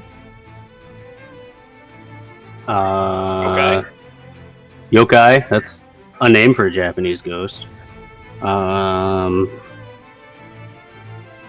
Essentially just ghosts. You find mentions of like ghosts and stuff. You do see something regarding like a type of spirit called a Nakuko. But you don't really find any information on what an Akuko is, although you do see information regarding a folklore professor who wrote some sort of like article about one, but the article's not available online. The folklore professor, however, is based in Makanahara. That's convenient. Yeah, his name is Hiro Mizuno. Okay, I will write his name down. But then I want to do a computer use on that ghost specifically. Can I do that? I mean, sure, I just told you there wasn't any information, but... I wasn't looking at it specifically, though. Sure. But if you're probably basically telling me I'm not going to find anything. I'm telling you, you're not going to find anything. Okay, we'll go to the doctor. Because the only article about it I said was not available online. It was written by this guy, but was not published online. We'll go to the ghost doctor then. All right. Well, you guys spend a decent amount of time in there. Are there anything else you're like looking up or while you're there? What about like similar cases to what happened to her? I mean, you're not really able to find anything that's like specifically the same as what happened to her. Okay. At least no mentions of like hair. Do we the name? Well, sorry, the name that was on the drawing. Do we have any idea who that is? I mean, have you tried to figure out who that is? We can try to do that, I guess. Yeah. Type that in the old. I don't know how to do that. I'll do that. Google wasn't around yet. Yahoo, I guess. Ask Jeeves. We'll ask Jeeves. This name. Yuji Miho. Yeah, hard success. Okay.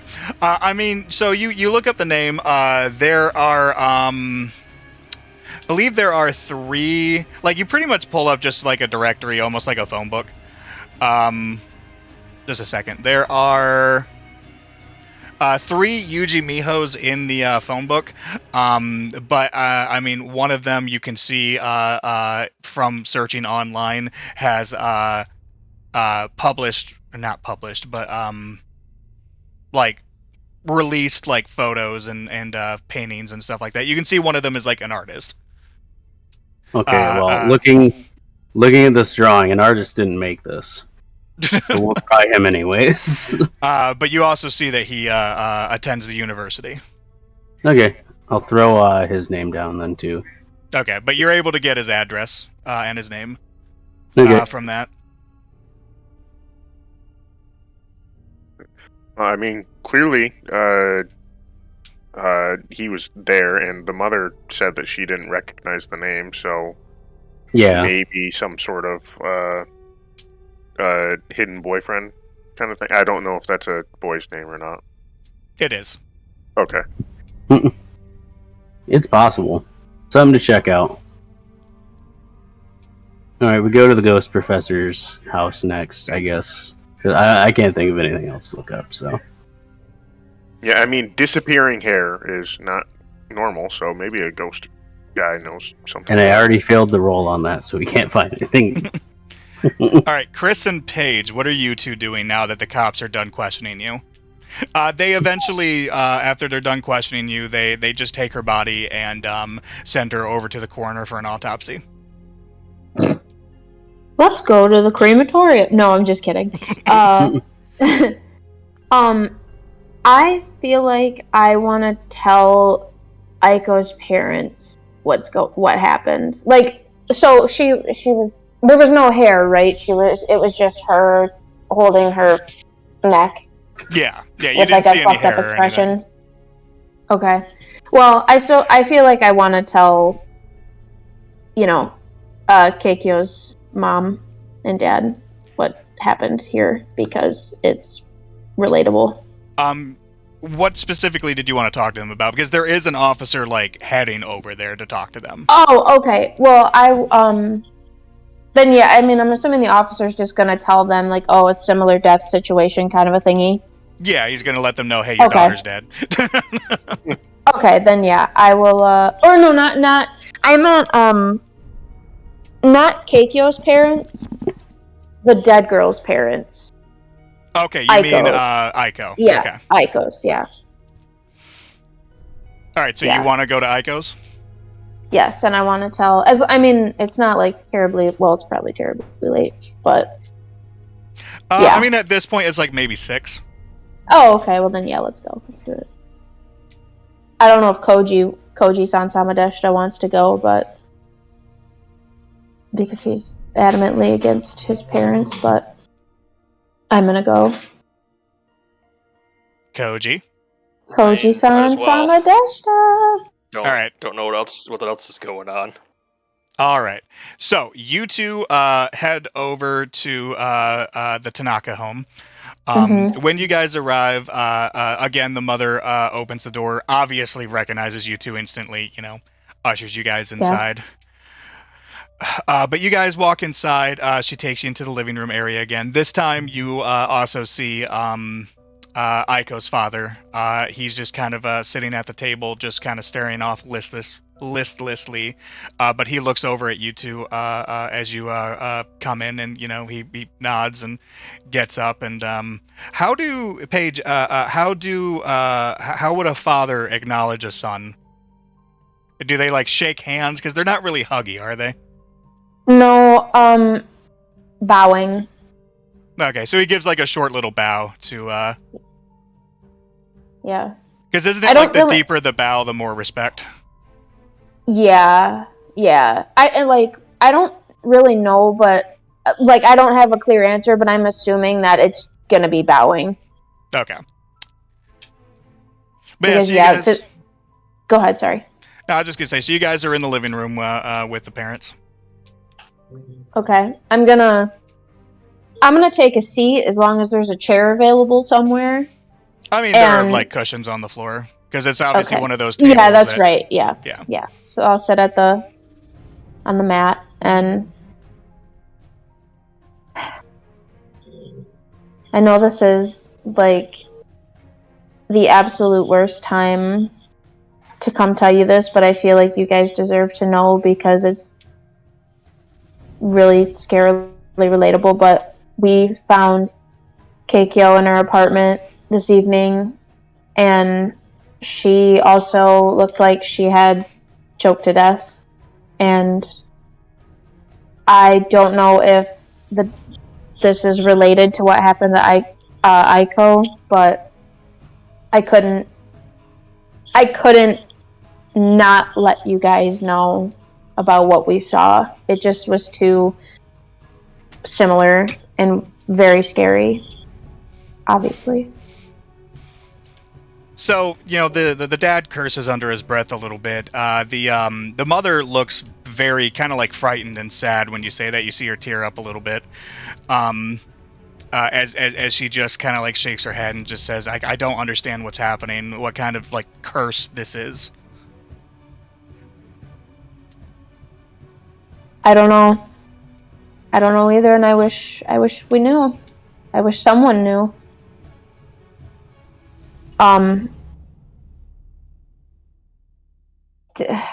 The curse thing is really like, I don't know if that's me reading into it, but I like, does your family have a history of curses? No. I'm just kidding. Yeah, I guess Does Koji have anything to say to his family? Nope. God damn it. Get up, and I'm gonna go into her room. Okay. So, I mean, they don't really, like, follow you or anything, but you walk inside Aiko's room. What would you like to do in there? Look around. Okay.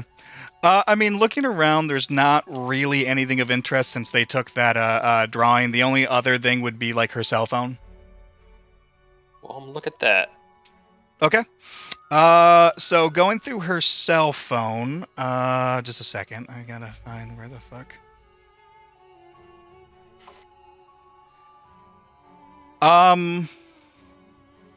Yeah, so mainly you just find a few phone numbers of like recent calls and stuff. There's phone numbers for Kaiko, which you already had from or Kikyo or whatever, which you already had from Paige's character. There is a phone number and a couple recent calls to a Yuji Miho. And then another several calls to the name Asaki that has parentheses like work next to it. But you don't remember her having a job. Okay, are there text messages? No. What kind of high school girl is this? Well, this is back when text messages cost money. That's true. Oh. Plus, also, I mean, if she was sending text messages, you'd have a real hard time reading them. Because this is also back when, like, characters mattered, so people, like, had 18,000 acronyms. I guess I'm just gonna pocket this phone. Okay.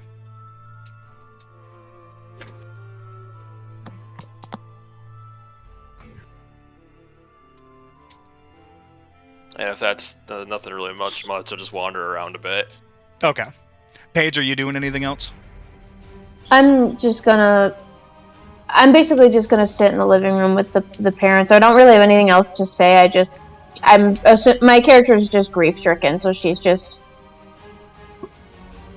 in mourning for like everything that's going on with the family. Okay. Right now. Paige, go ahead and make me a spot hidden check. Okay.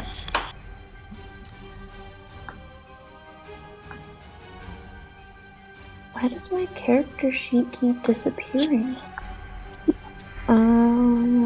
Spot hidden. Boop. Ooh. Oh, cool. I Okay. think that Oh, wait a minute. I'm sorry. It's not Yeah. scrolling down. Okay, here we go. I think you have the base level spot hidden. I think everyone starts at 25. Yeah, I don't think Mizue is particularly observant. Probably not. But yeah, so you don't really notice anything out of the ordinary. Eventually, Koji ends up walking back, and the father kind of just like looks up and says, "I mean, you're welcome to stay for dinner if you would like, but we're probably just going to spend time to ourselves."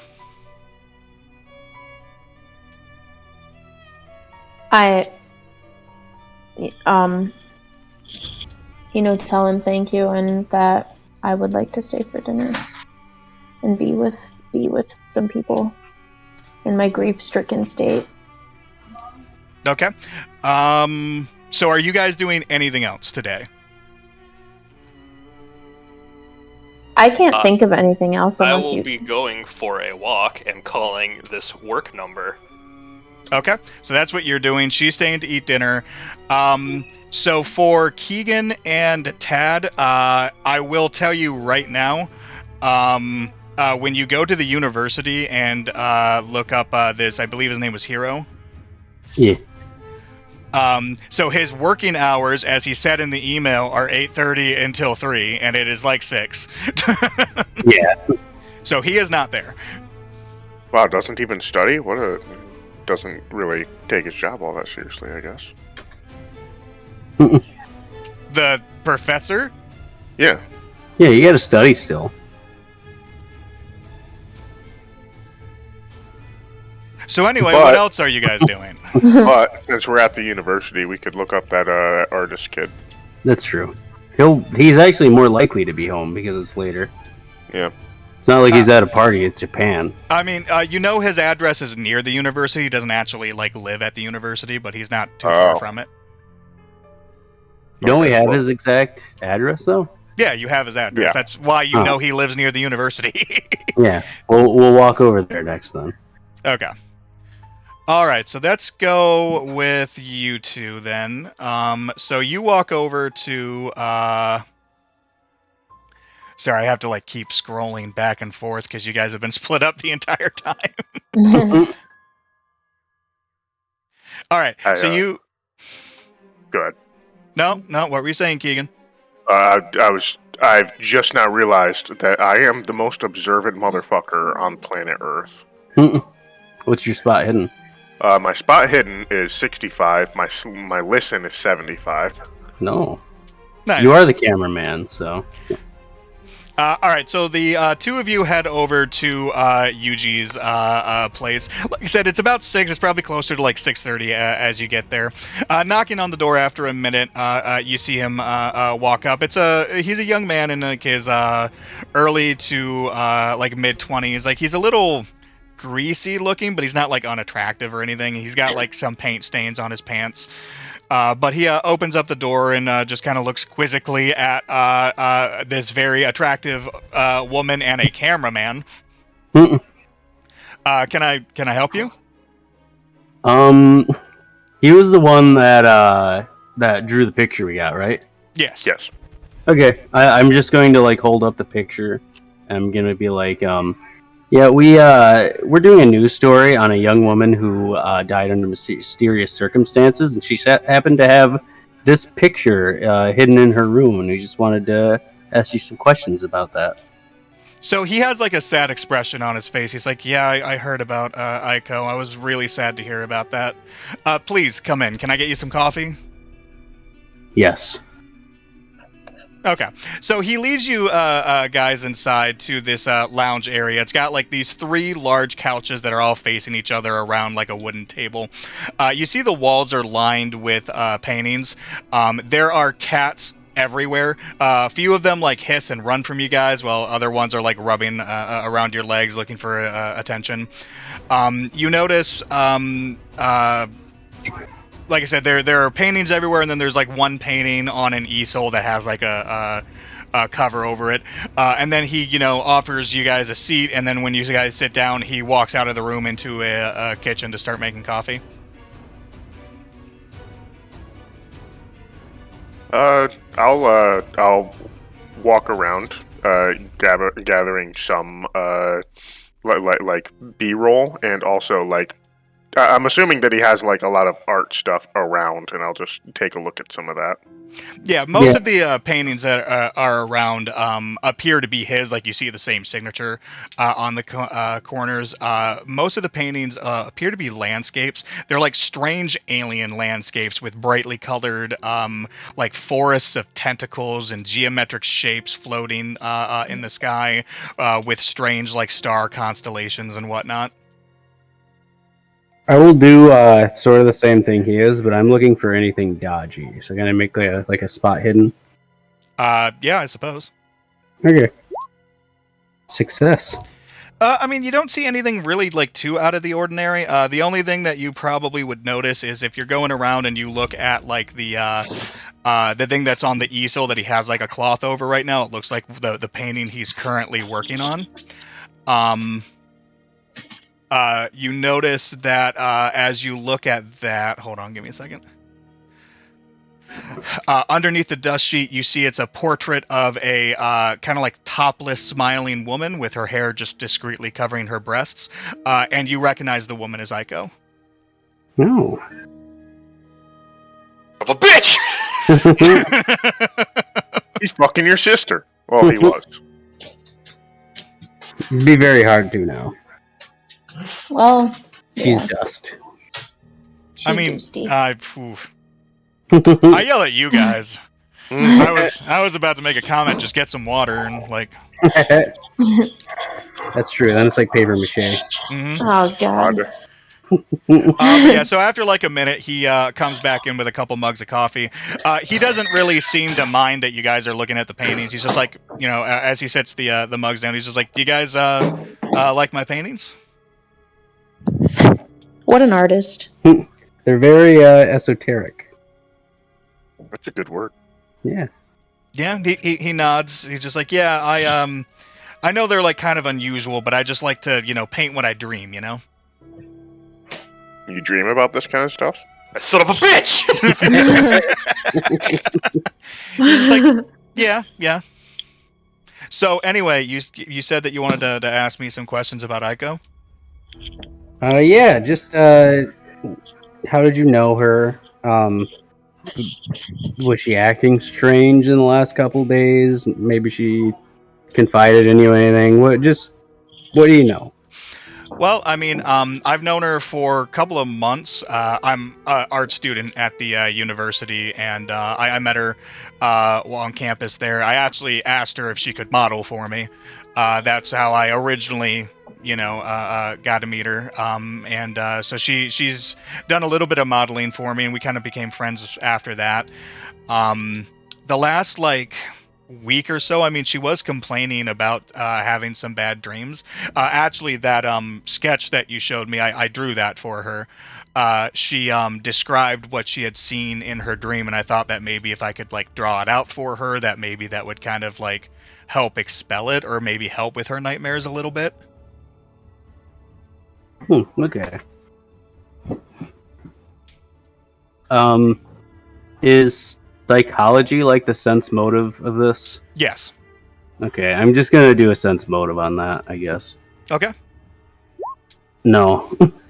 Okay, yeah, I mean, you don't get any real sense from what he's talking about. Okay.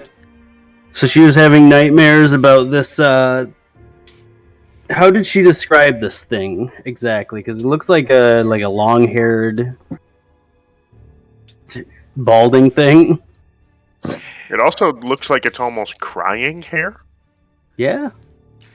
Yeah, so the way she described it, it's a little rough. He chuckles, I was using a charcoal rubbing for it. But yeah, she described it as a small childlike being that was dressed in rags. Its head was bald and misshapen, but there were lines of dark tears that were staining its face. It was balding, I should say. There was hair coming off the sides, but the top of its head was bald. Yeah. And then it had overly long arms that ended in hands bearing dozens of twisted fingers. That sounds pretty frightening. And again, for reference. But yeah, those are supposed to be tear stains, not hair coming from its eyes. Okay. So we found something in the searches that we found your address actually about this type of a ghost thing, and then whatever the fuck the ghost thing was, I say its name. Nakuko? Yeah, Nakuko. Have you heard about anything like that at all? So, at side note, what do you mean you found his name when you were searching that? Not that specifically. Not that specifically. Yeah, I just while we were gaining information for this story, we also came across that. That's why I was confused. The fuck are you talking about? I was like, I don't remember telling you that. He just kind of shakes his head. It's like, nah, I've never heard that. No. But I mean, there might be somebody that you could talk to about that, because he thinks about it for a second. He's like, hold on, and he kind of ruffles through his pants and he pulls out a notebook, and he kind of goes through a few or a notepad. And he goes through a few pages, and then he shows you guys a page that has two. I instantly know this is going to perk somebody up. Two kanji. Oh. Mm-hmm. Oh man, look at that. That's kanji, all right. Sure. Yeah. So that's you the... two. Sorry. You two can go ahead and make Japanese language checks. I know what it says. Would it just be own? Yeah, I assume that would be own. It would be own. Extreme success. Oh Regular. wow, you guys know the fuck out of Japanese. Okay. Well, we I'd hope speak so. I honestly hope so. So the first letter is Naku, which means cry. And the second letter is Ko, which means child. It equals Nakuko. Cry child. Cry child. Child cry. Ooh. But yeah, he pulls that out and he shows it to you and he says, yeah, she was telling me that she said that these symbols kept appearing in her nightmares along with that entity. She said something about talking to a folklore professor about it. Would it be? And then I read whatever the guy's name was. I mean, yeah, he's the only folklore professor at yeah, that I know of. Are you drunk? Shut up. Mackinac. There we go, Mackinac. Mackinac. Mackinac Island. Mackinac Island. Got any There's fudge? one folklore professor at Mackinac Island, and it's hard to get to. Especially from Japan. Yeah, you can't drive a car there. Okay, well, unless Keegan, do you have any ideas on what to ask this guy? I think we got pretty much everything we need. You said that you already don't know anything about this type of ghost. Did she talk about her conversations with this professor at all, or did she just keep that to herself? Well, she said she was going to talk to a folklore professor about it. I don't know if she actually has talked to him or not. I mean, I know she was pretty busy with work, so...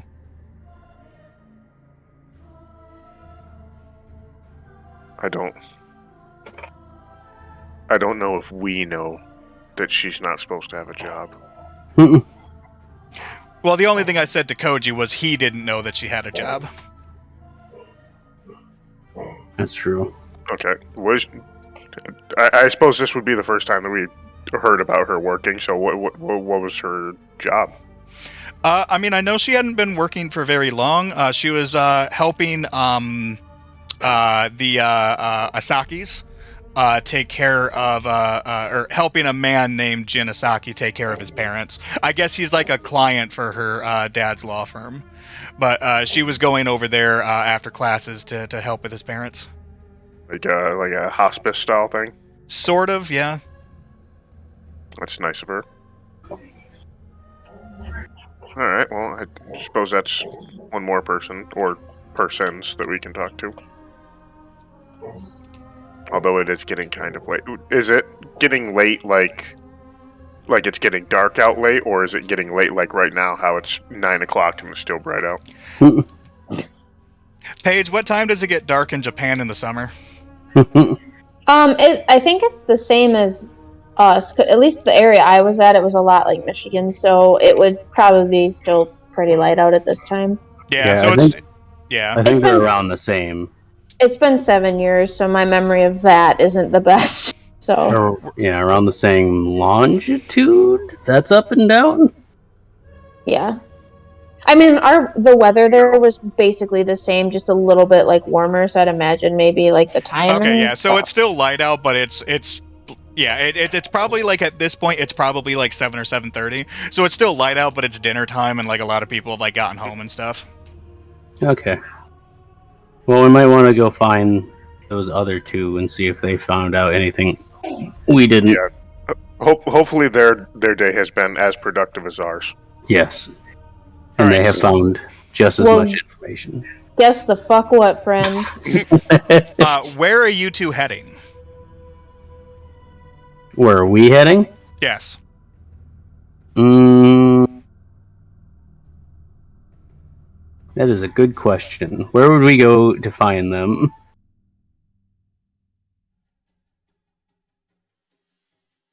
Should we just go back to the house? We could try that. That's where we left, so we never said, hey, let's meet back up here afterwards. That's true. That's the last place that we saw each other, so... So where are you going? Actually, the last place we saw each other, wasn't that like a Where do we meet at? A diner? You met at a cafe. Like, you literally Yeah. met at a cafe and then split up and never saw each Oh. other again. All right. You have cell phones. Oh yeah. All right. Well, I'll just pull out the cell phone real quick, and I'll Yeah, that makes it a lot easier. call Paige up. She was closest to the girl that died, despite Chris being her brother. Also, I don't think Koji ever gave you his number. You had her number because Kim knew her already from an earlier interview. That's how she knew to contact him. Good. That's I don't true. want Koji's number anyway. Frick Koji. But yeah, I'll call up Paige. Ring ring. Moshi Moshi. What does that mean? That means hello. Oh, That's at least when you answer the phone, it does. Go ahead. I knew that. I have an 88 in own language. There you go. Hey, we just got done talking to a person of interest, I guess. Not sort of. Yeah. Yeah. We're thinking that we're just about done for the day. Do you want to meet up somewhere? There's a lot we have to talk about. Oh, I agree. Yeah, probably. I'm not good at conveying sadness, but I'm gonna sound just fucking awful. Oh, you sound really sad. Are you okay? No, I'll tell you about it. All right. It'll be great. All right. So do you want to meet at the cafe we met? That's what you said, right? Meet at the cafe again, or? Sure, we can get dinner. Okay, sounds good. I could use something more dinner. I could use more dinner. All right. All right. Bye. Click. Click. Whoa, Jinx, you owe me a Coke, bitch. Do you want French vanilla creamer in that or something? No, that got yucky after a while. So. All right, so Drink it faster. No. So gonna Go pause ahead, on you Jesse. guys, and we're gonna go to Chris. Oh, So, boy. Chris, you are taking a walk through the neighborhood, and you are calling up the work number that you had. Yeah. All right. So it rings a couple of times, and you hear a man on the other side answer. I guess he would probably answer with his name. Like, this is Genesaki. How can I help you? My first reaction was to go, "Who is that?"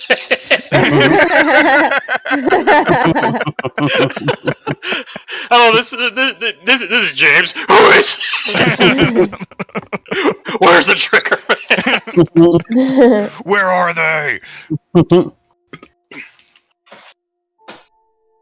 Okay, so sorry. What are these? What did the person say their name was? Genesaki. Jin.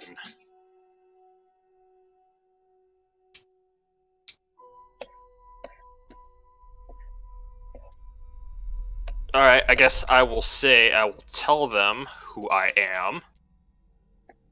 And ask them how they knew my sister. Okay.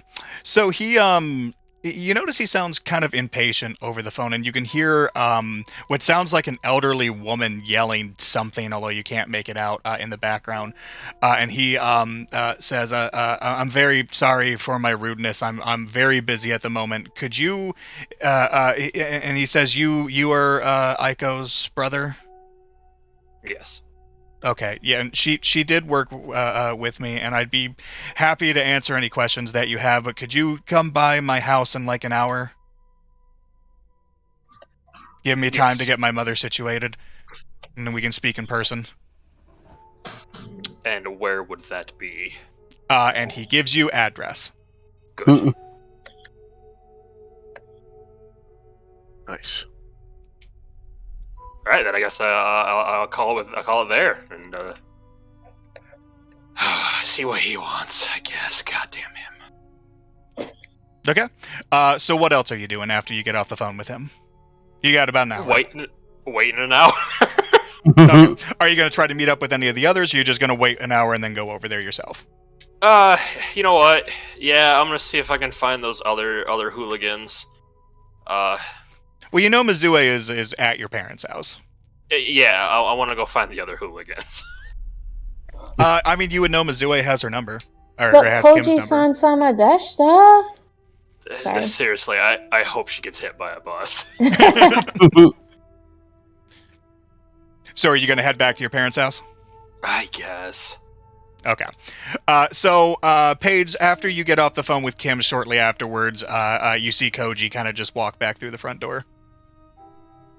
Okay. I'm gonna tell him that I'm.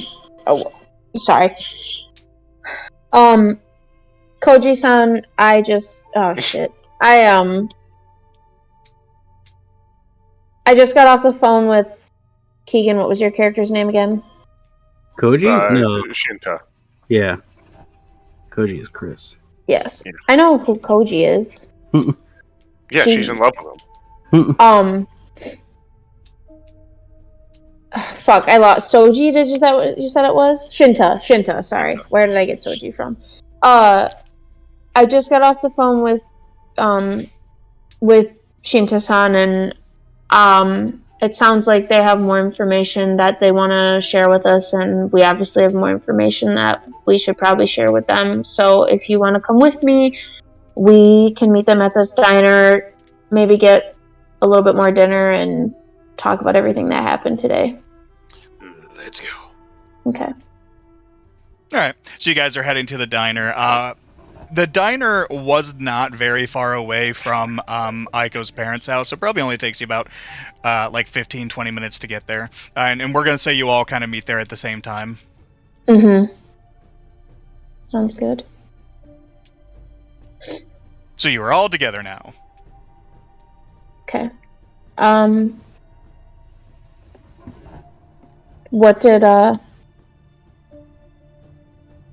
What did you guys find today? Don't really want to relive all the shit that I went through today, or we went through today.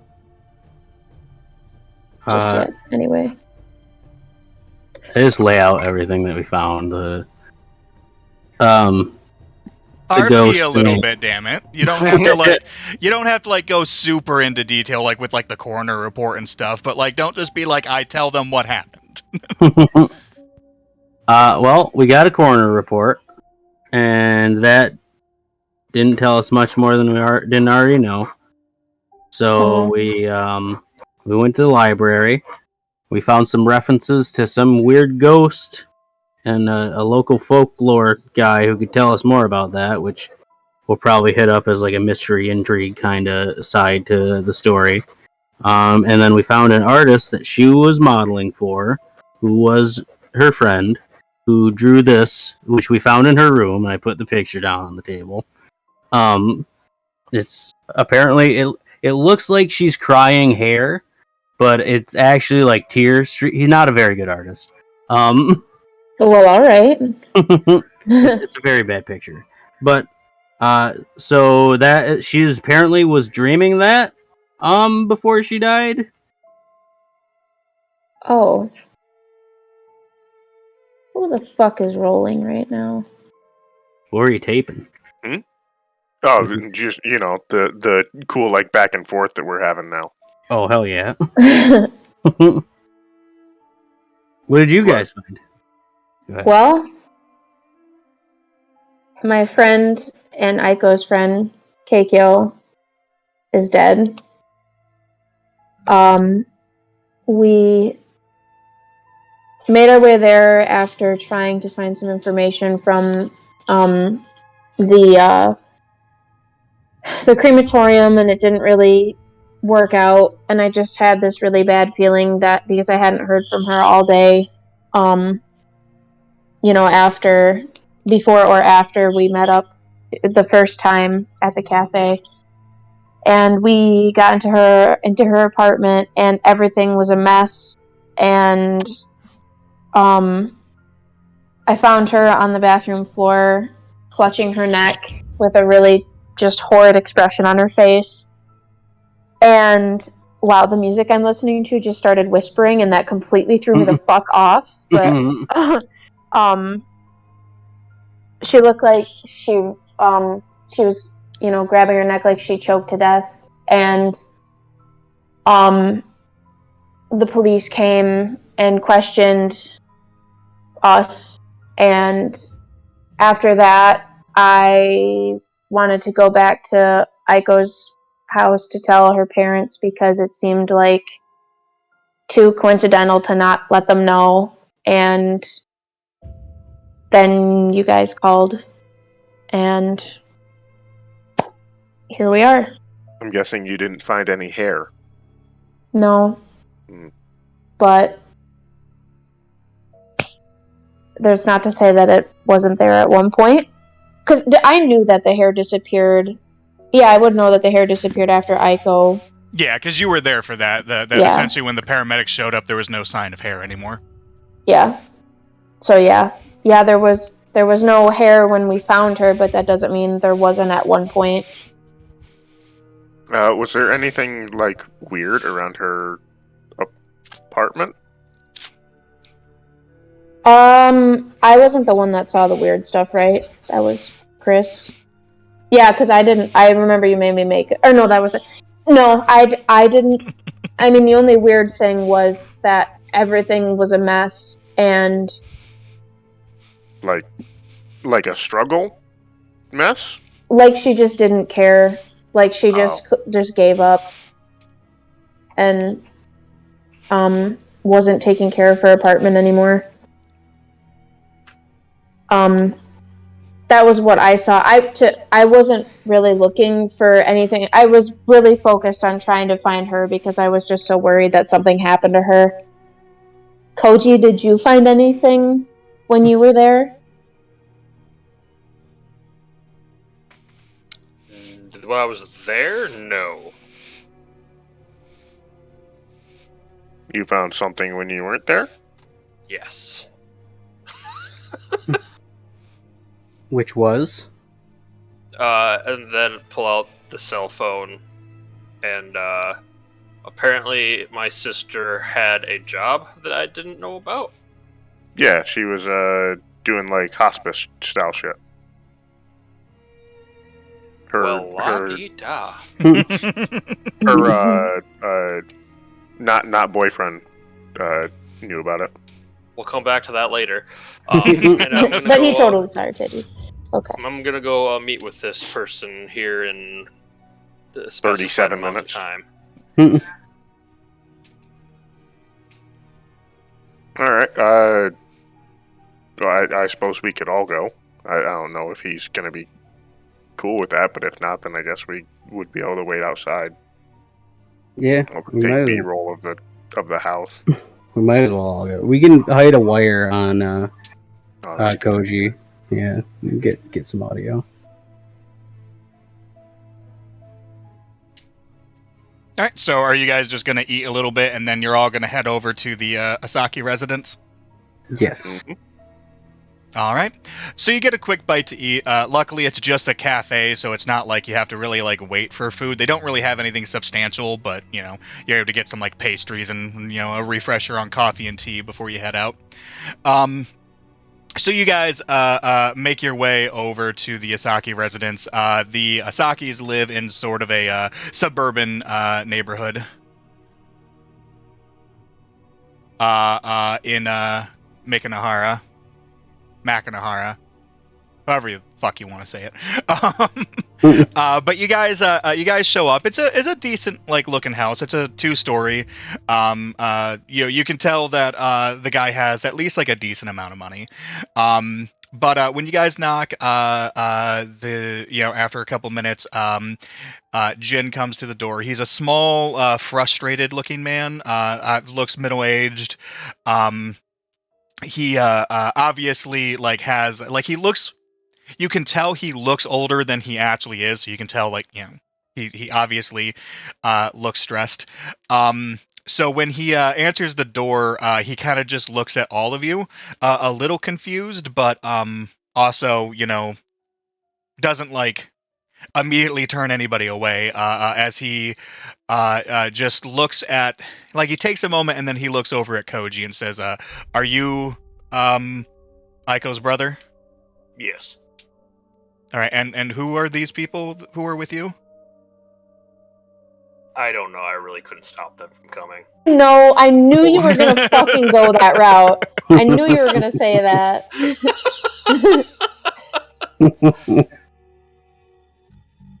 Sorry, continue.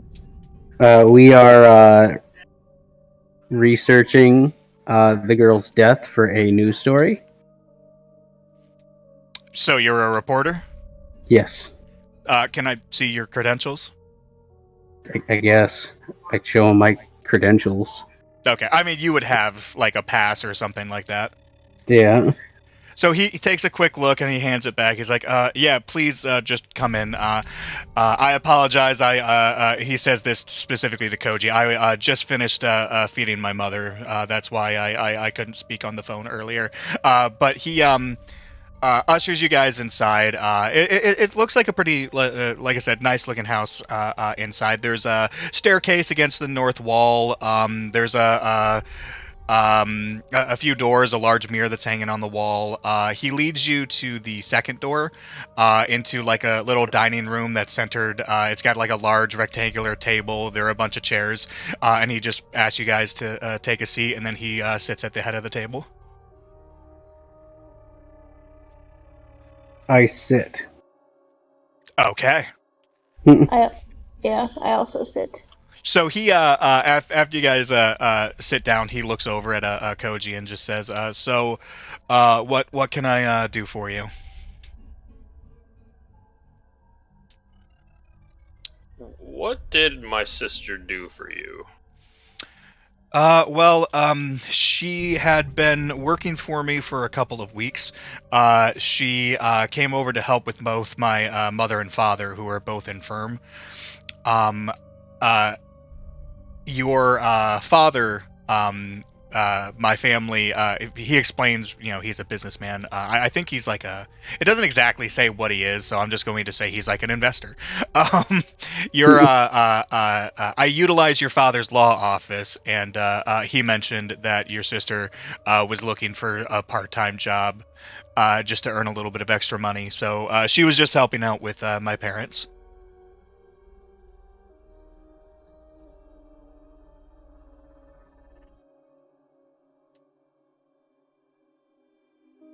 Was there anything different about her recently? I mean, not that I know of. She, was friendly, but she didn't really go on too much about her personal life. She really just showed up to help. She seemed a little distracted, I guess, the last couple of times I saw her. How so? Just less talkative than normal. Slightly skittish, I guess.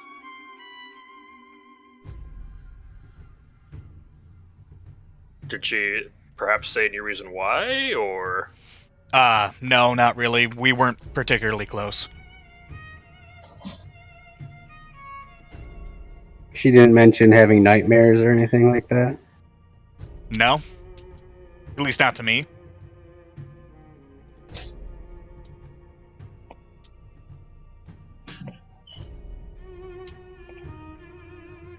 But she spent most of her time with your mother, I'm assuming. My mother and father, yes. I don't suppose either of them would be up to taking any questions. So you see him kind of like let out a long, exasperated sigh. He's like, that is very, very unlikely. My mother suffers from dementia, and my father doesn't really like guests. It was hard enough just getting him to allow Aiko to help take care of him.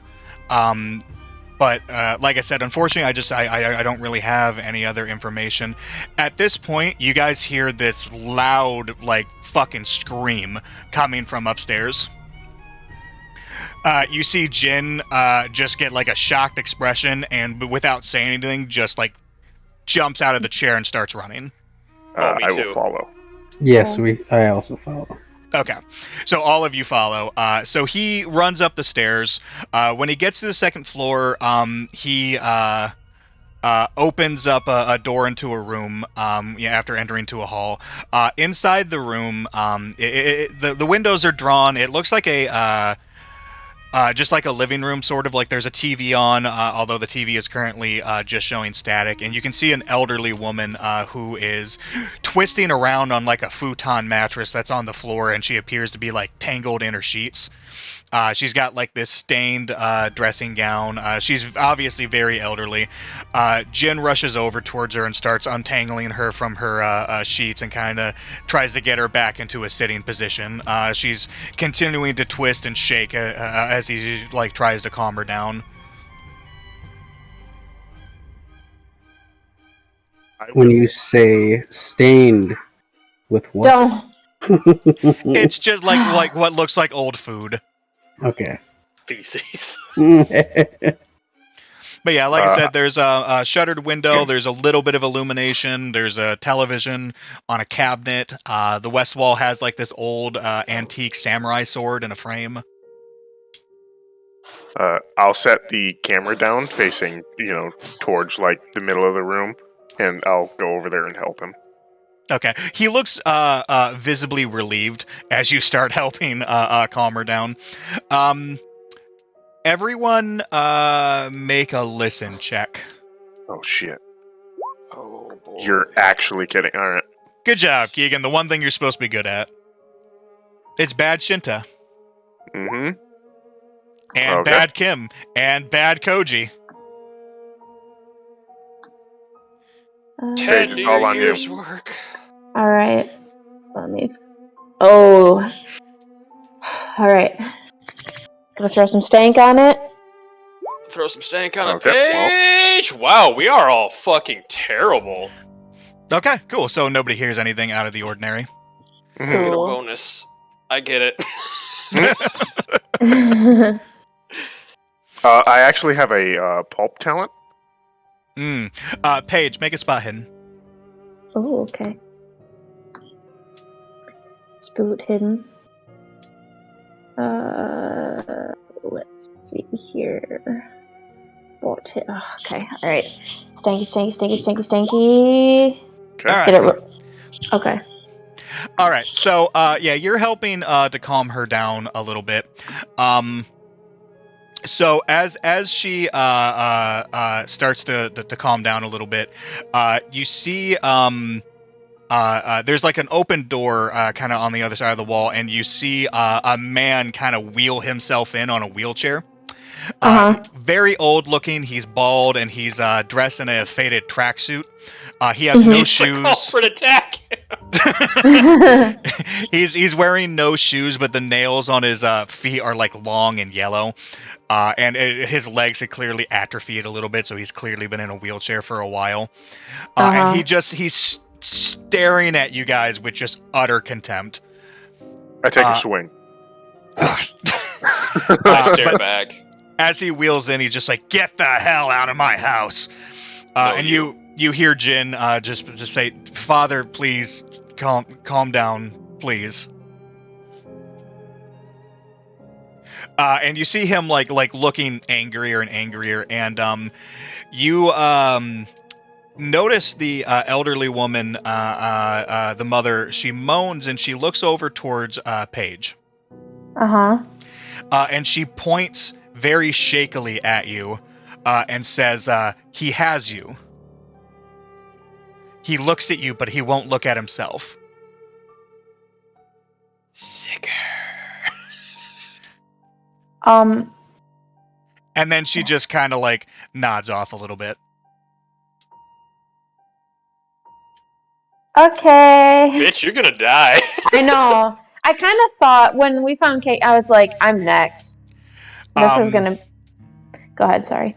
But Jin looks very stressed, and he kind of just stands up. You see the older man is just kind of like now just swearing under his breath. And he walks over to you guys and he says, "Will you please, in the nicest way possible, will you please leave me be? I'm gonna need to deal with my mother and my father." And unfortunately, I don't think there's any other information I can give you. I'm gonna square up against the old man and then just leave. All right, so yeah, you guys walk out. Jin, follows you out, and the old man, he follows like up to the stairs. As you guys go down the stairs, you actually notice there's like a chairlift, but he doesn't get on the chairlift. He just kind of like continues to mutter at the top of the stairs as you guys are leaving. 'Cause he's weak. But yeah, so I obviously grabbed my camera. I assume, yeah. But yeah, so you guys walk out. Door closes behind you. At this point, it's probably like 8:30, 9 o'clock, and now it's actually getting dark. I'll turn to Mizue. Mizue, yeah. So he has you, apparently. I don't know what she means, and I'm scared. Both of my friends are dead, and I'm scared that I'm next. Well, we have that plan to talk to that folklore professor. She seemed to think that he knew something, so maybe there's something to it. We can talk to him tomorrow. Okay. Sorry,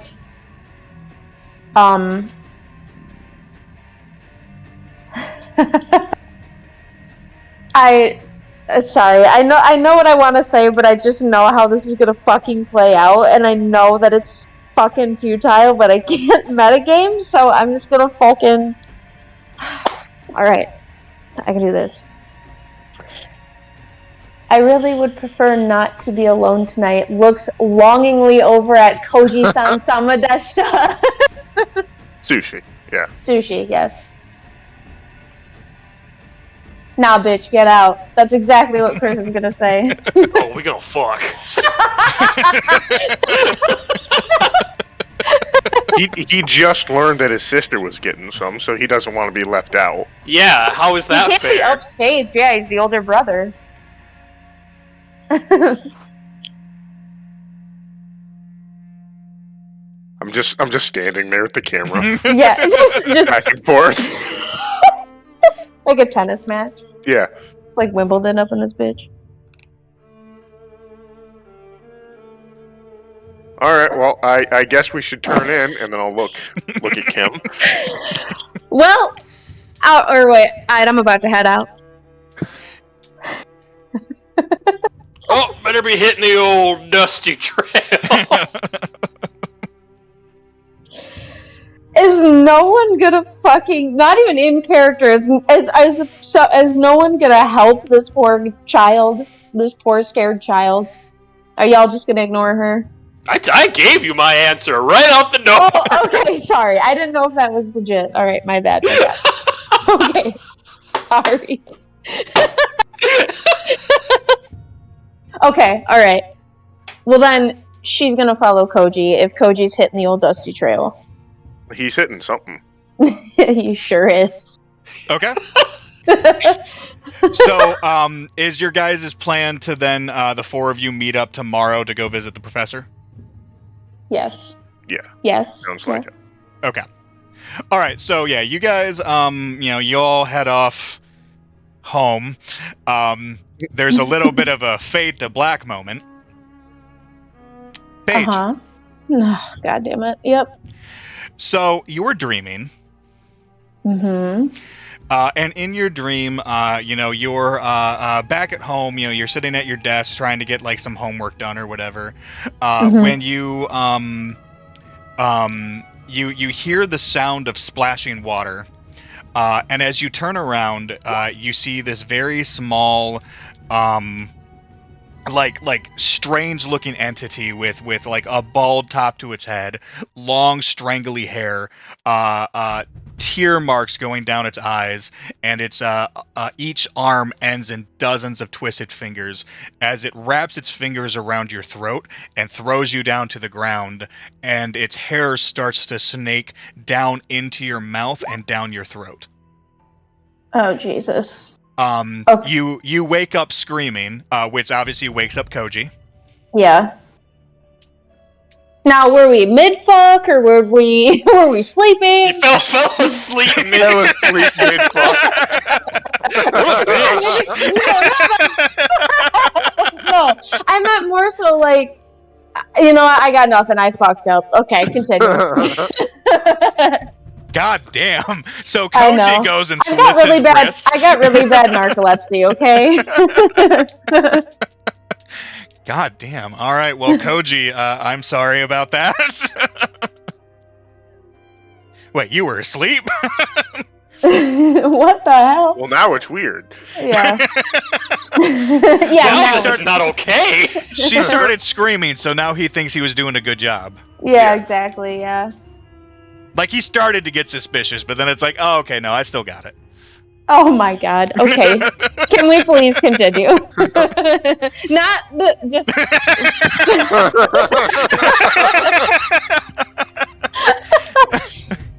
I'm done. It's been 1 week since you looked at me. Okay, what am I doing? I'm having this dream. I'm dying. I'm I mean, you screaming. woke up. Yeah, You just woke up screaming. You woke Okay. up screaming. You Okay. guys were sleeping. Okay, thank you. Yeah, so I'm. What is Are you just like, what the fuck's going on right now? Yeah. Okay. Like, what is going on? Was it that bad? Oh. Okay. I just had a dream that the entity thing that Kim and, oh my God, Keegan, what is your fucking character's name? Shinta? Shinta. Okay, thank you. That Shinta and Kim told us about was strangling me, or well, grabbed me, and then its hair was like making its way down into my throat, and that was pretty much it, right? Yeah. Okay, yeah. And I don't know what to do. I'm scared, and I feel like I'm next. What time is it? Is it like middle of the night? It's good like question. It's like 3 a.m. Oh, Okay. jeez. I'm not going back to sleep. Oh no. How about we get some hot cocoa and we watch some movies? Watch some scary movies. No, I mean if you Yeah, want I to. know. I don't Yeah. I don't recommend. Watch The Grudge. Yeah, watch The Grudge. Yeah. Hey, she can finally watch Ringu. Yeah, the Yeah. new movie Ringu about the girl with long hair. Yeah, that I couldn't watch because I was studying for my exams. Yeah, let's watch Sailor Moon. Oh fuck yeah! Okay, so hot cocoa, Sailor Moon. Hot cocoa and Sailor Moon and Smash. Sailor Moon and chill. Oh my God. So yeah. Sailor Moon and Spoon. Aw, that's actually adorable. Mm. Okay, go ahead. Sorry. That's our plan. Okay. So yeah, you guys stay up watching Sailor Moon, and yeah. At some point, Paige, when you go to the bathroom, you notice as you walk into the room, the mirror cracks God damn it. down the middle. Well, guess I'm not pissing the rest of the night either. Tell you what, let's go get some hot coke. Okay. I'm gonna come out of the bathroom and you didn't. No, you did go in the. You saw the body. The mirror. I just went to the bathroom, obviously, and the mirror the mirror cracked exactly like it did when we were at, or exactly like it looked when we were at Kikyo's apartment, or Keikyo's apartment. Sorry, not Kikyo. I'm gonna fucking die. Alright, that's good. Let's go take a look at this mirror. Yeah, you just noticed the mirror looks like it's cracked down the middle. Can I give it a good look over? Yeah, you don't see anything else that's like out of the ordinary besides the fact that it's cracked. You're not sure where the crack would have come from. Like the mirror, like it's not like an old mirror or anything. Like it was in perfectly fine condition earlier.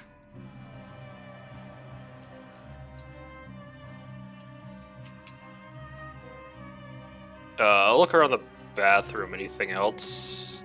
Anything weird going on around here? Nothing out of the ordinary, no. Huh.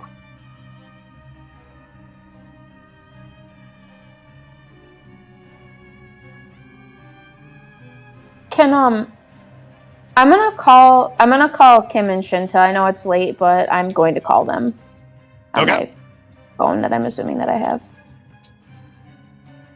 Ring ring.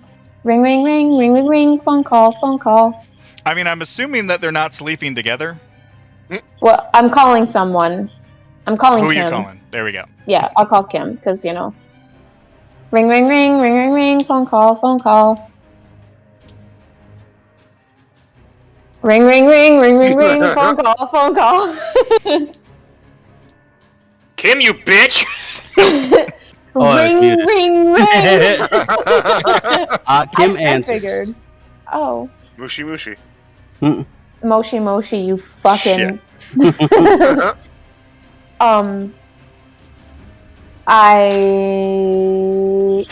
Okay, sorry. I totally I'm dead.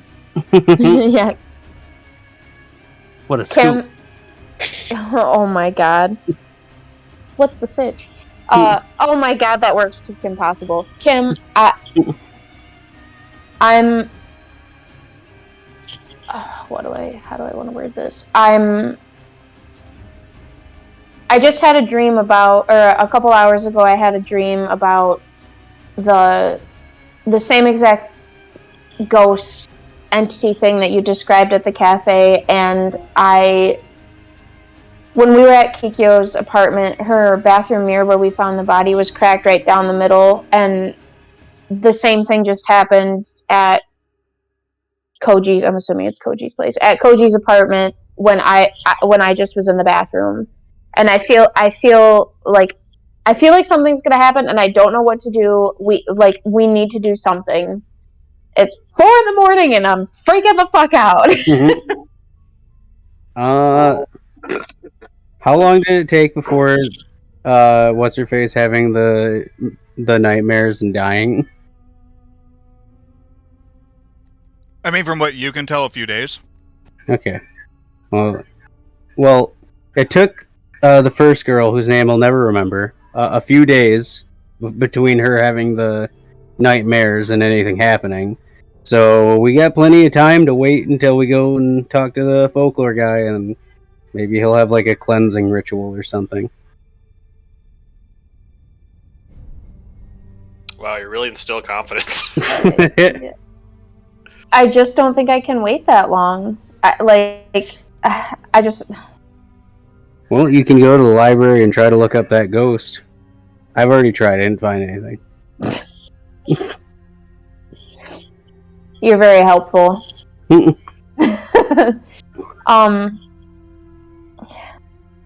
Alright, I guess there's really nothing else we can do, so fine.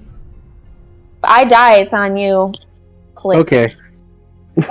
No, there's no okay, there's just a click because you're an asshole.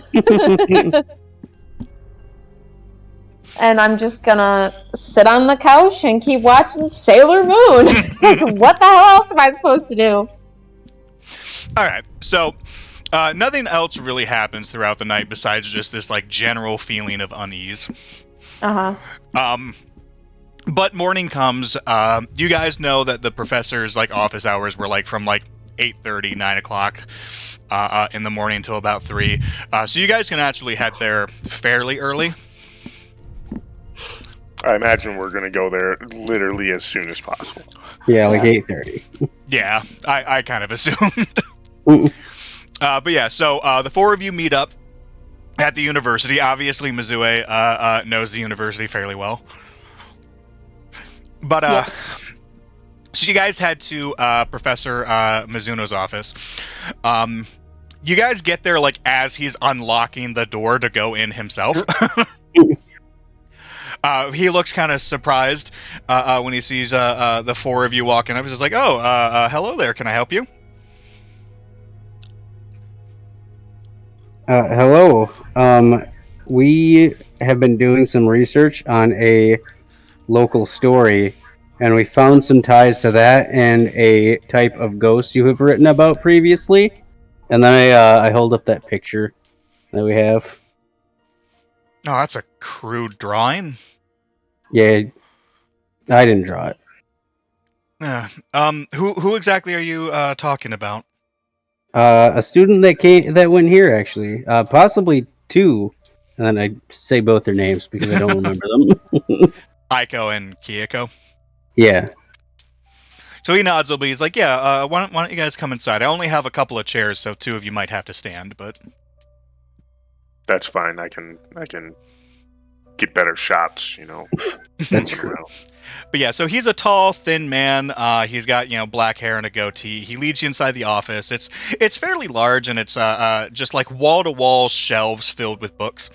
But he sits behind the desk and he says, Aiko came to me just a few days ago, saying that she'd been having some strange dreams, but she showed me some kanji." That was kind of obscure, so I told her I'd be willing to look into it. But unfortunately, after she came to see me, I was, I didn't see her again, so I wasn't really able to give her any information. But then Kiyoko came to see me the day after Aiko died, but and left me a note saying that she was having also strange dreams, but I haven't heard back from her yet either. Well, I already told you she died. Oh yeah, you did just say that. Oh no. He says.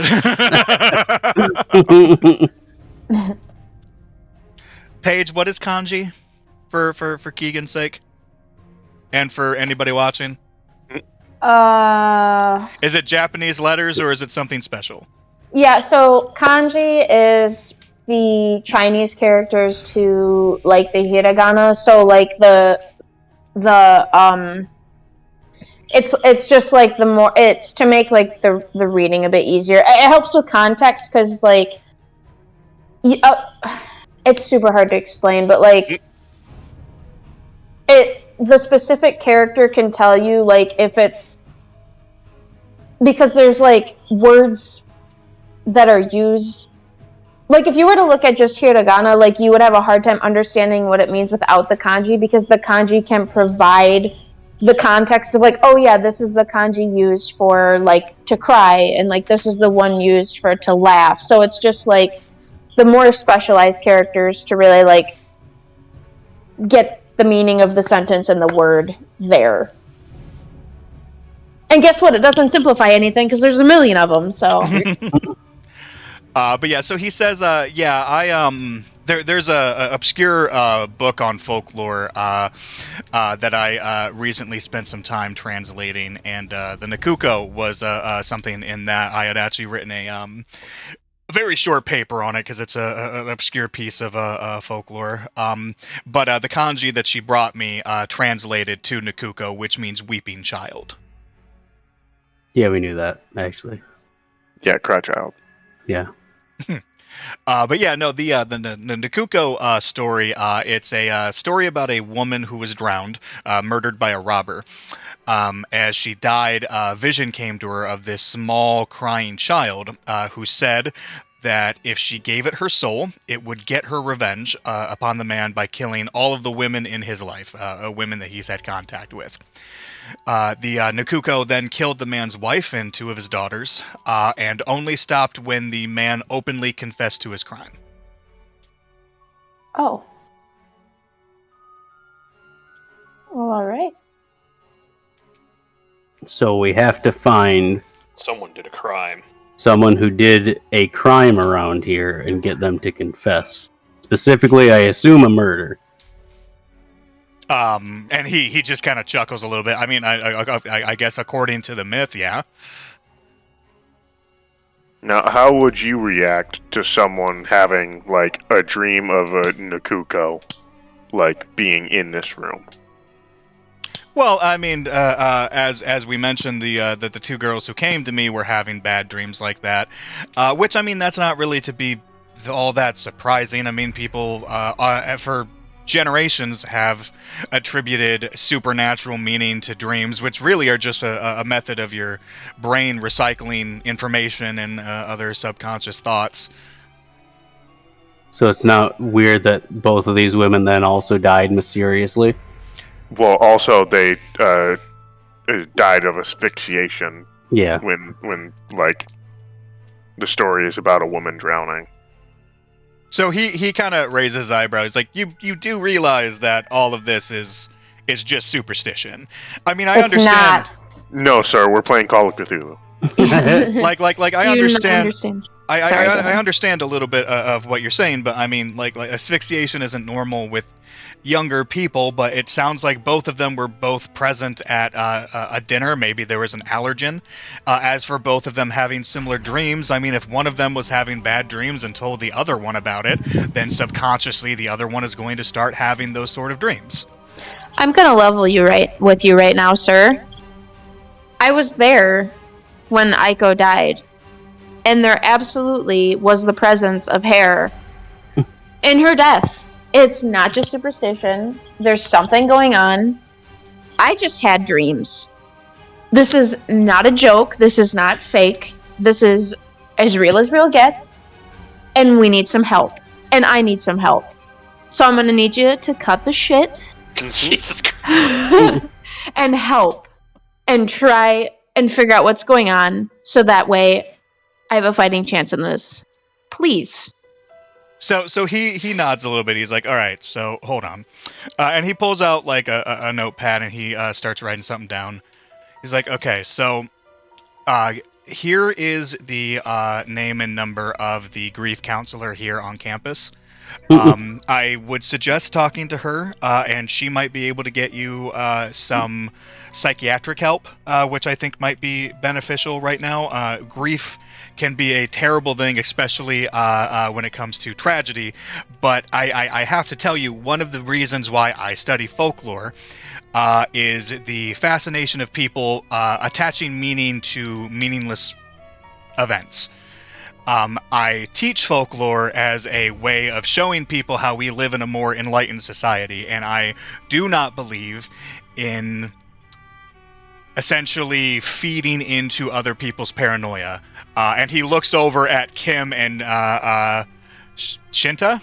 Now I'm having a hard time remembering your goddamn name. He looks over at you two. He's just like, and I would suggest that you would also not feed into something like that. Now, if you excuse me, I am going to prepare for class. I unfortunately do not have time to have a conversation about make-believe. I'm gonna take the grief counselor thing and I'm gonna throw it in his face and I'm just gonna walk out of the office. Fuck this guy. This guy is like 50% bitch. Yeah. You're a disgrace, you fucking gamer word. Oh, Sorry. Goddamn. We're on Dream. the not racist one. The not racist gamer word. You know, Yeah. anybody watching wouldn't have known it was a racist thing if you didn't just say that. I know, but how do I determine what gamer word it is though? I have to like. To be fair, anything can be a gamer word. Yeah, it's true. That's how it works. Yeah. So anyway, so are the rest of you leaving too? Yeah. Okay. So you all leave the office. I'm gonna start crying because what else does a 19-year-old girl do? Fair. They do be crying. I mean, They that's do. my reaction to most things too, and I'm not a 19-year-old girl, so I totally get it. Yeah. So we did learn that, according to the folklore around this ghost thing, that it was attached to a man like the curse was attached to a man, and the spirit was killing the women in his life. You're a woman. The other two have been women. So who is one man that could have been doing crime stuff that has something to do with all three of you? Yeah, what shady dude do you guys know?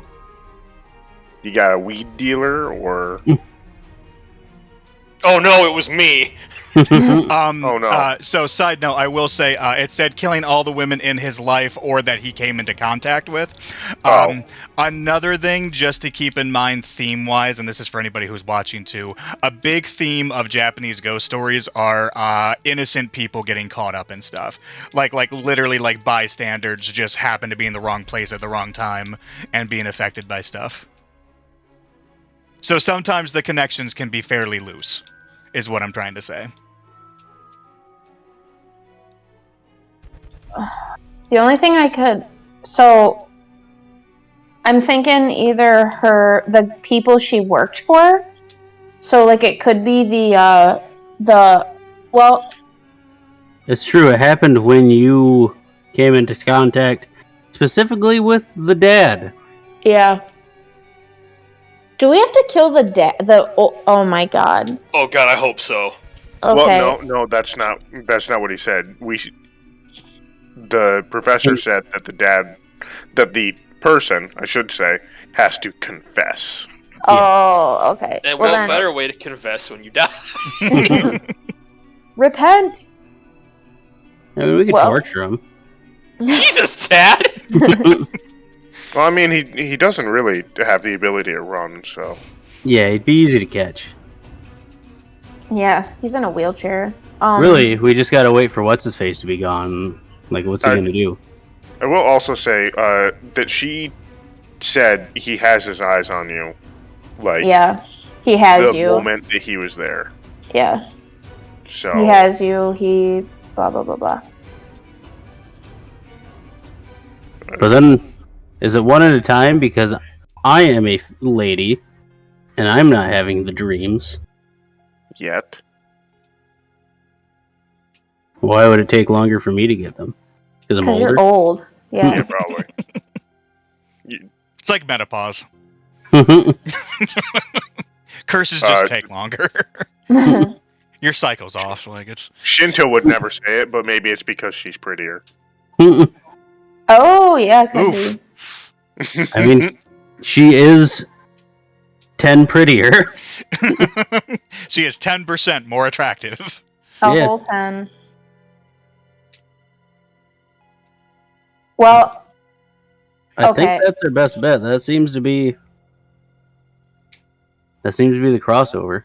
But yeah, Yeah. we could head back. It sounded like what's his face as a very busy man.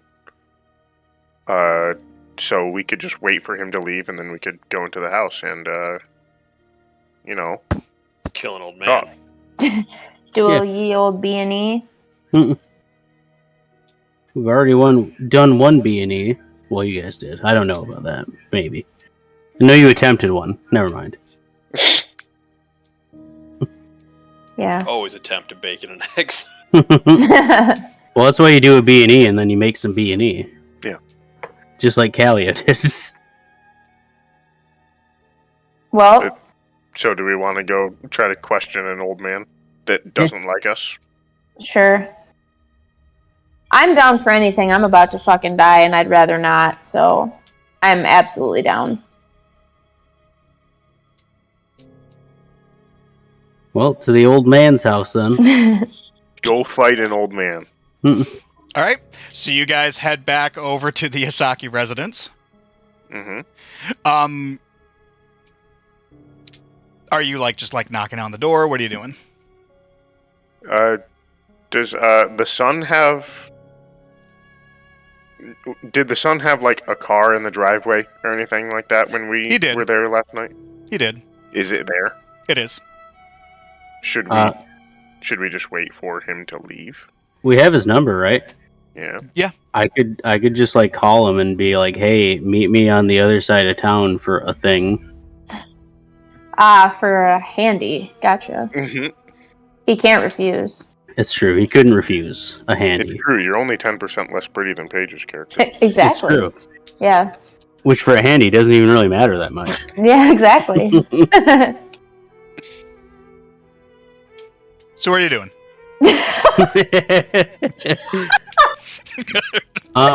Just gotta keep Probably- it moving. Probably call him and ask him if he could meet us across town for more questions, and then All when he right. leaves. So, ring.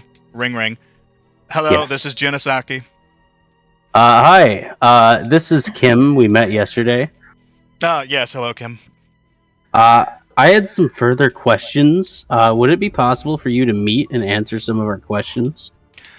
I'm afraid that's not possible. No, unfortunately, with that young girl being gone, I have nobody to watch my parents, and I'm afraid I don't have any more information to give you.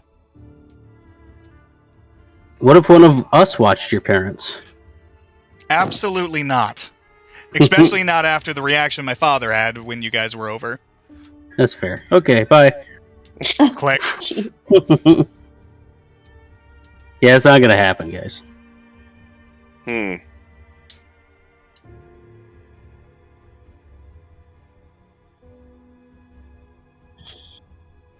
I don't know. I really feel like we need to talk to the old man. I can guarantee we need to talk to that old man. What if?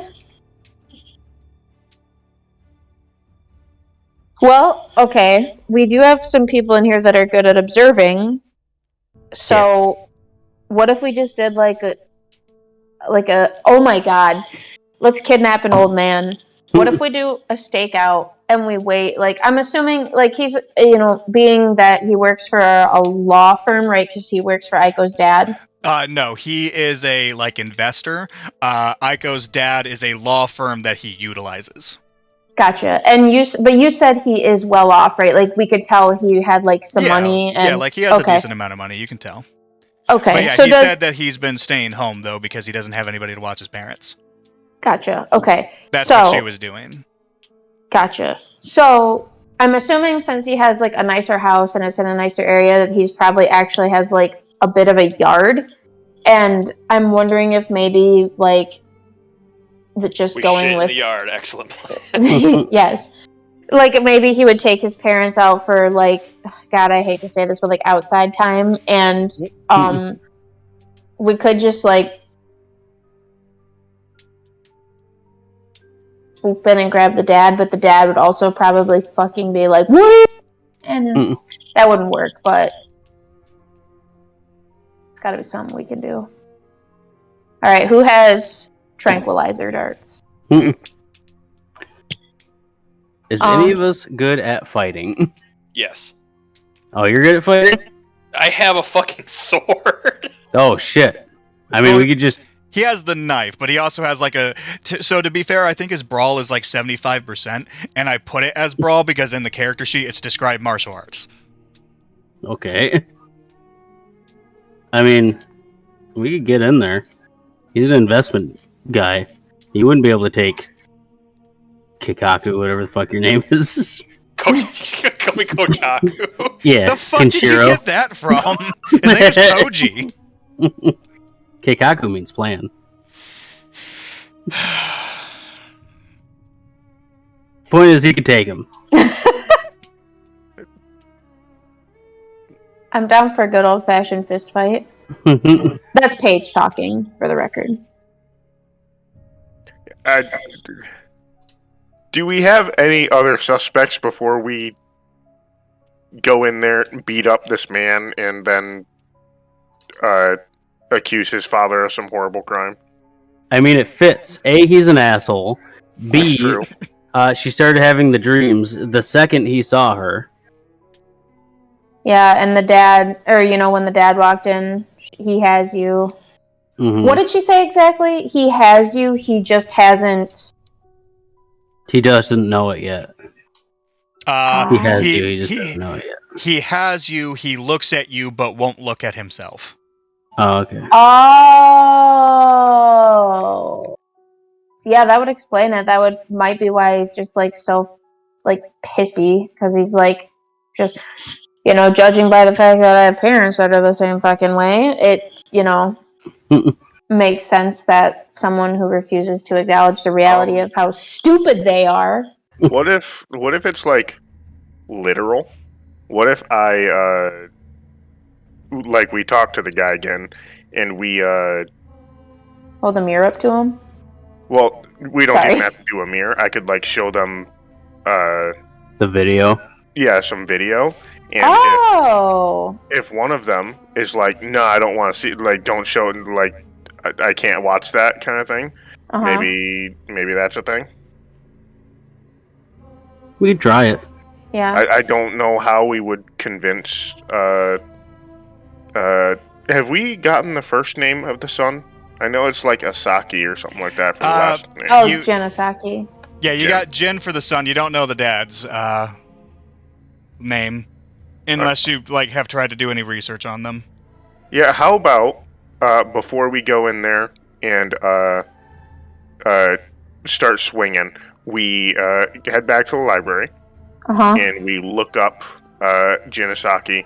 We figure out what his dad's name is. We look him up, see if he has like a record or something like that. Yeah, we can do that. I'm okay with that. I guess. Yeah. It's the least fun option, but you're onto something.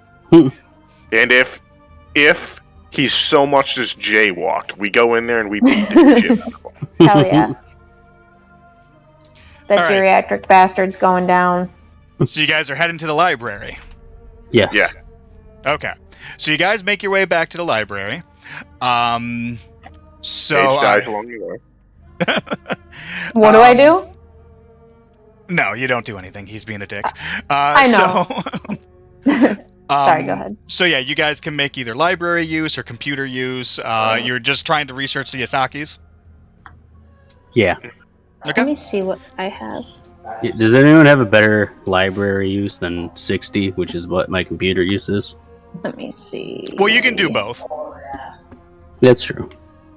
because they are two different skills, so you can use both of them. I have 85 in library use. Jesus Oh, shit. Christ. I'll assist Mizue. Mizue. Mizue. Yeah, she's Okay. an anthropology student. I was wondering I if suppose that's anybody fair. was going to catch that. Mhm. I didn't even know that, and it's my character, so. Alright, I'm gonna do the thing. Well, there you go. All right, Any assistance, so you get a bonus. Yeah, so you can just click the bonus penalty thing just to see what happens. Okay, much Okay. worse. Never mind. Do you want to make a computer use check while you're at it, Tad? Yeah, I might get like an extreme or okay. Nice. Well, no, I needed you to do that because there were two different things that you could find, one with library use and one with computer use. That's why, Okay. like, when you have multiple research skills, use all of them, for God's sake. Mm. All right, so yeah, you guys find two things. We'll start with Tad. Tad, I'm going to tell you right now, this handout is awful and you're not going to be able to read it. Okay. So I'm just going to read out loud what it is saying. I can almost read it. A tragic accident. This is the Makanahara Globe.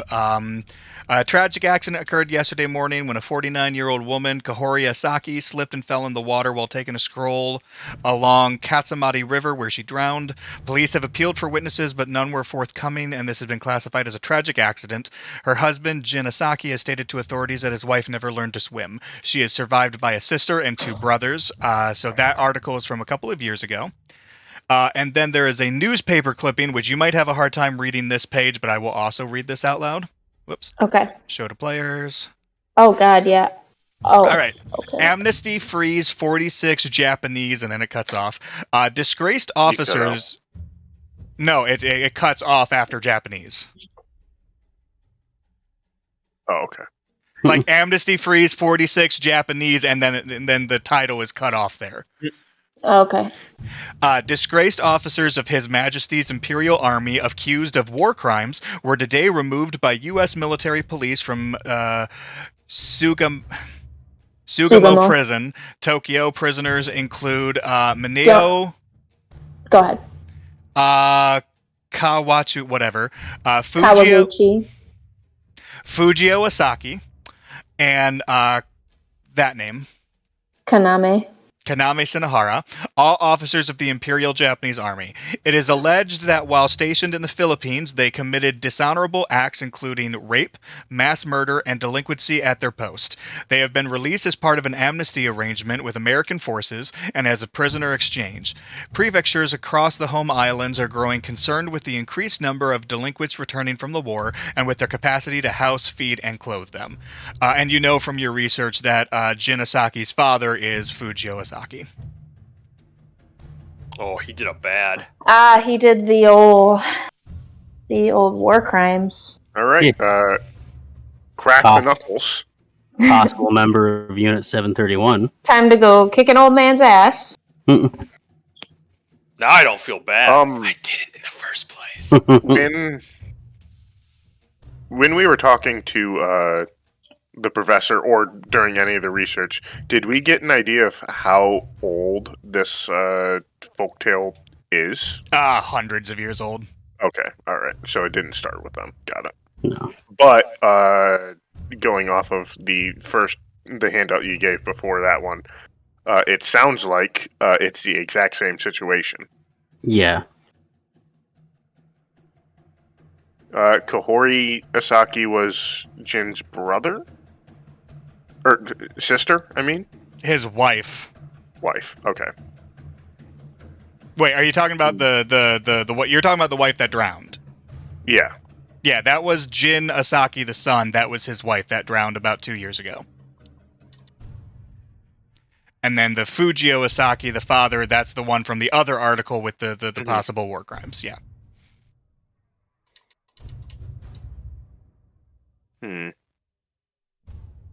That's the case. It could be either one of them. I mean, we can round them both up.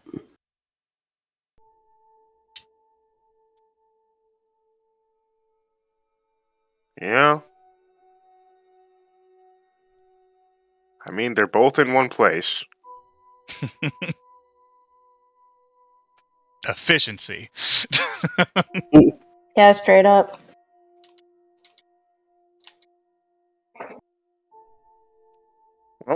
And I'll put a new battery in the camera, and I'll look towards the rest of the group. This will be great footage.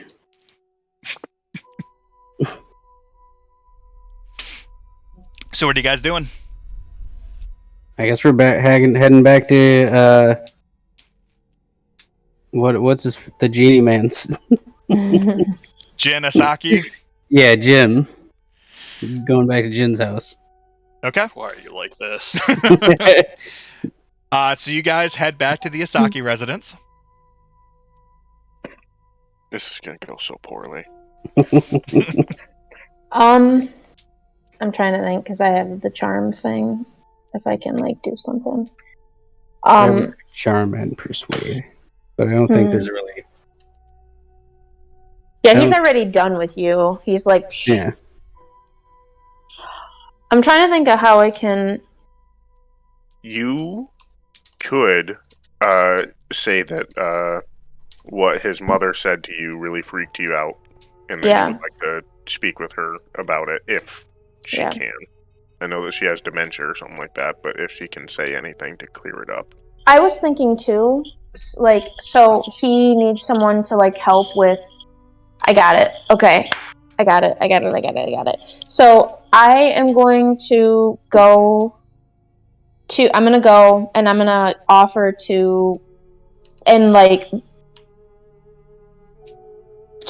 Aiko and what I feel like she would have wanted. I'm gonna offer to help him with his parents because he specifically said, now that the young girl's gone, I have no one to help me with my parents. So I think I'm just gonna offer my help, but make it all sympathetic and feely and shit. Maybe I should call him instead of just showing up at the doorstep. I feel like that would go better. Yay, nay. You try it. Maybe it's probably a 50-50. Okay. Because Tad called and pretty much already said, "Hey, we'll watch," and then he said, "Absolutely not." I mean, yeah, doesn't hurt to try. That's true. Okay. If well, if not, we go in there commando style. that's true. That's true. Kim, can I have the phone number from you so that way I'm not calling from her phone? Yes. Okay. That was me Ring, doing ring. something. Yeah. Ring, Ring, ring. ring, ring, ring, ring. Phone call. Hello, Phone this call. is Genesaki. Moshi. Good afternoon, Mr. Genesaki. Or Genesaki-san. I just wanted to call. I was really just taken aback by everything with your parents yesterday, and it looks like you're very much like you need some help. And I know, I was very close friends with Aiko, the one, the girl who was helping out with your parents, and I want to honor her memory, and do the thing that I know she would have respected and wanted to keep doing, and offer my help with your parents to take some of the load off. Alright, well, I'm assuming this is the young woman who was over yesterday. I mean, yes, I did say that I noticed yesterday that it seemed like you were struggling. I appreciate the offer, but I have already hired somebody else who is supposed to be here in a couple of days. I cannot go back on a agreement since I've already agreed to hire them. But I appreciate you trying to honor your friend. Well, I'm very sorry to hear that, but I'm also happy that you have someone to help you with your family. Thank you for But I taking will my not phone take call. no for an answer. Yeah, but I won't take no for an answer. You're hiring me. Fuck you. You can No. watch. You could watch them in the days leading up to the new person. Yeah, can we like alternate weekends like we're like we're a divorced family?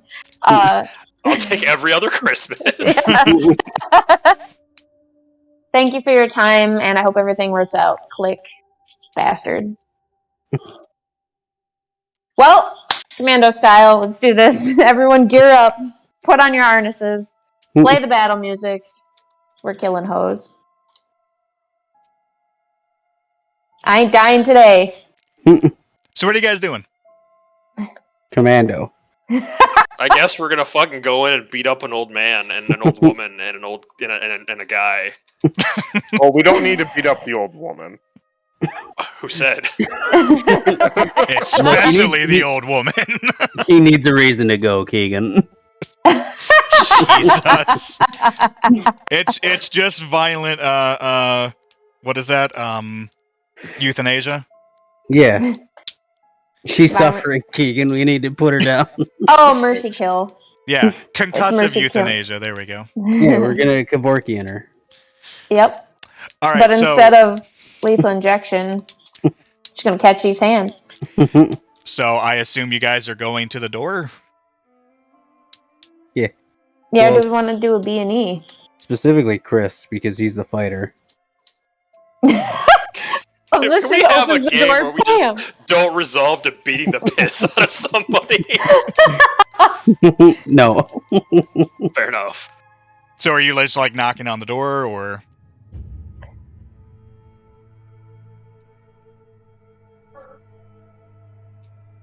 I believe that's directed towards the one that's going to be doing the fighting.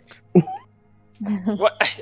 No, I am the backup. You guys do what you need to do, and I guess I'm just gonna beat the piss out of people and then probably die because this old man's gonna be like lifting or something.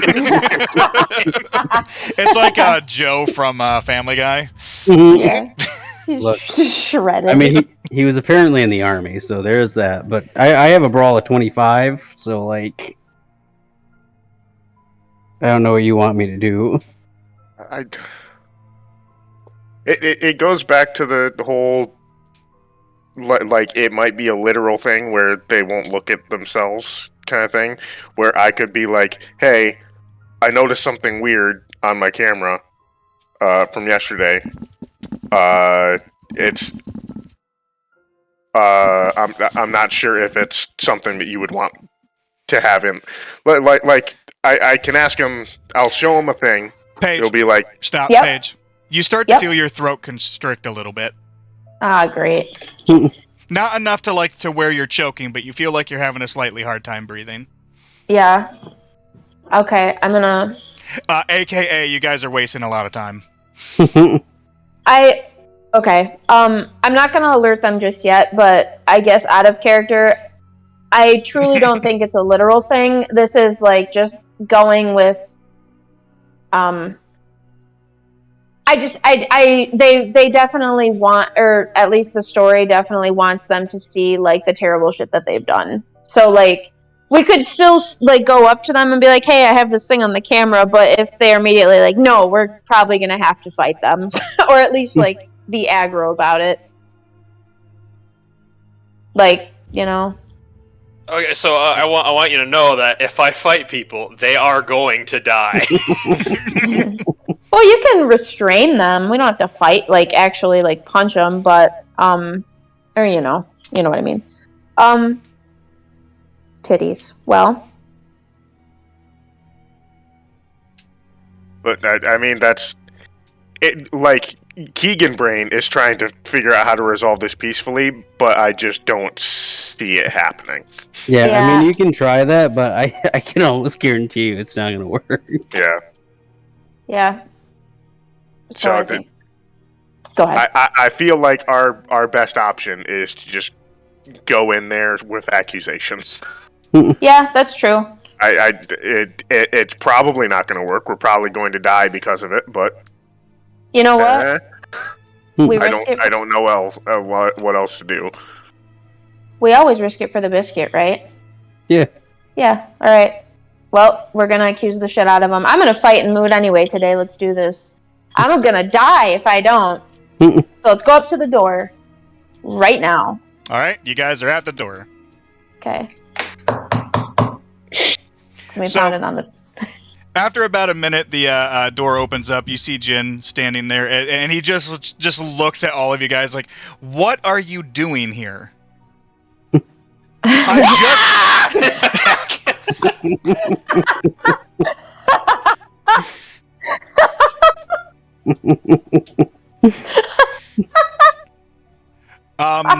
What? All right. Question. Yep.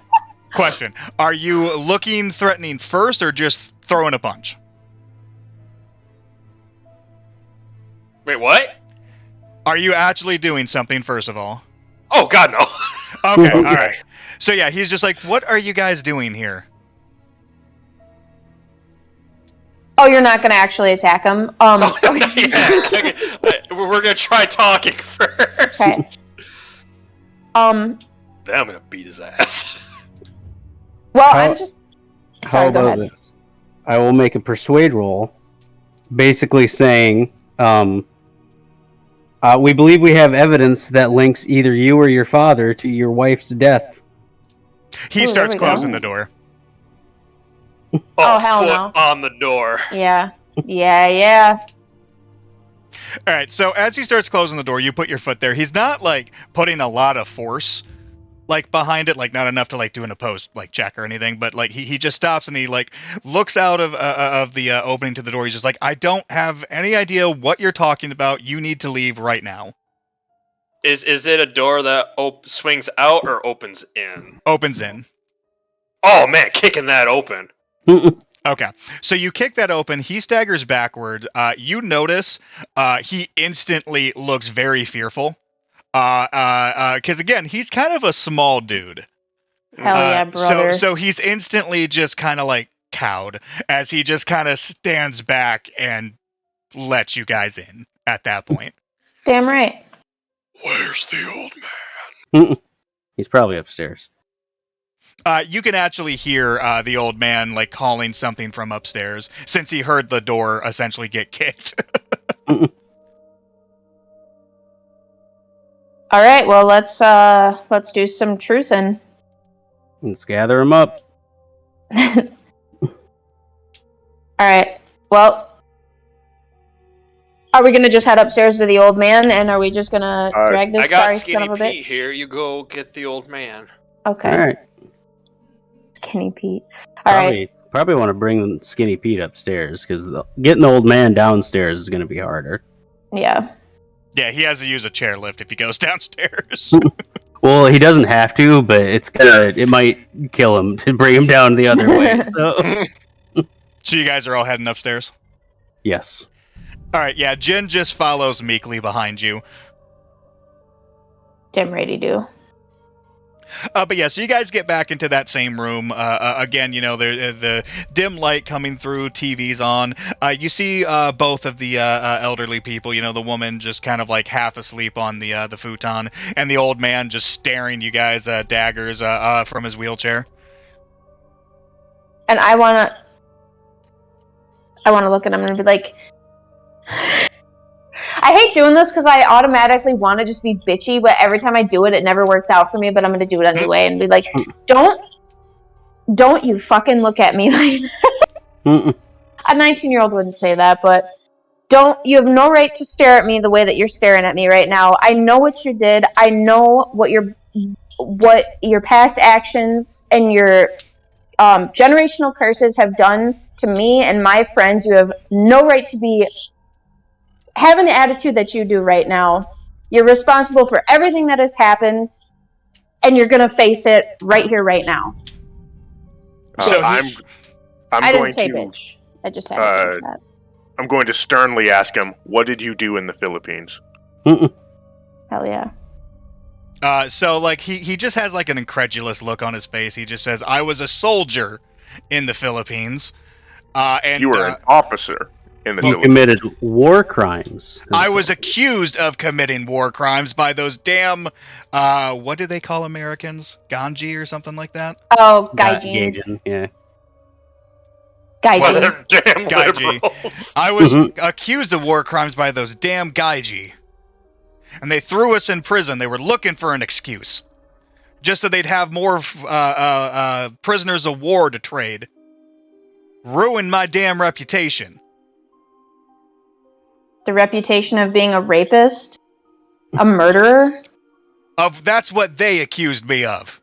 I was an honorable officer. Doesn't seem very honorable when I'm the one suffering from these terrible nightmares and I've had to watch 2 of my friends die, and I feel like it's because of you and your... Oh, fuck, I can't think of the word. I don't think that it's gonna work for me, but can I roll the psychology, the sense motive thing on him saying that? Yeah, absolutely.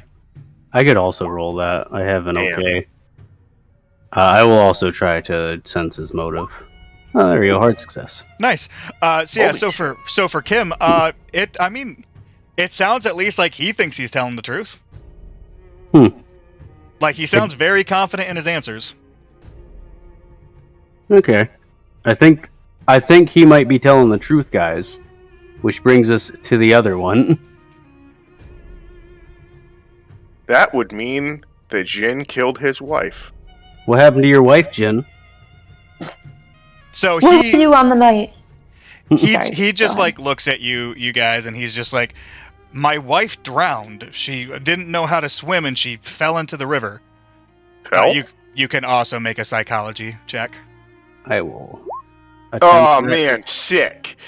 Nice. No way. We both did it. Nice. You can tell he's lying. Okay. Paige. Yep. You start to not be able to breathe as you feel something stuck in your throat. As you open your mouth, long black hair starts to pour out of it. Everyone needs to make sanity checks, except for Paige, because she's already choking. Yeah. I'm already dead. There it is. I Nice. failed mine. Nice. Don't we need to make intelligence checks? No. Only if we go indefinitely insane. Oh, okay, that's what that Yeah. is. Or if we might go in temp insane, sorry. Yeah. So I failed mine. How many? Hold on. Okay. So roll 1d6. 2. Okay, so yeah, you only lose 2 sanity. As you guys notice the hair start to come out of her mouth as the TV turns to static, and the old woman starts moaning loudly again. I'm going to I like push the camera aside. I'm going to essentially grab hold of Jin. I'm going to scream at him that that you killed your wife. You can save her. Admit it. We know you're lying, Jin. So yeah, you start shaking. He looks very scared and confused as he's looking over at Paige's character, and he's just very meekly saying like, I didn't, I can't, I. Admit it. We got you dead to rights, Jin. A ghost is proving it. Just admit it. You saying this shit right now? Make is intimidate a check? It is a check. Yeah, make intimidate with a bonus dice. Both of us or just one of us? Just Keegan, because he's the one grabbing him. Okay. My intimidate isn't good anyways. Mine probably isn't either. I don't see intimidate on here. It's under history and over jump. Just over languages.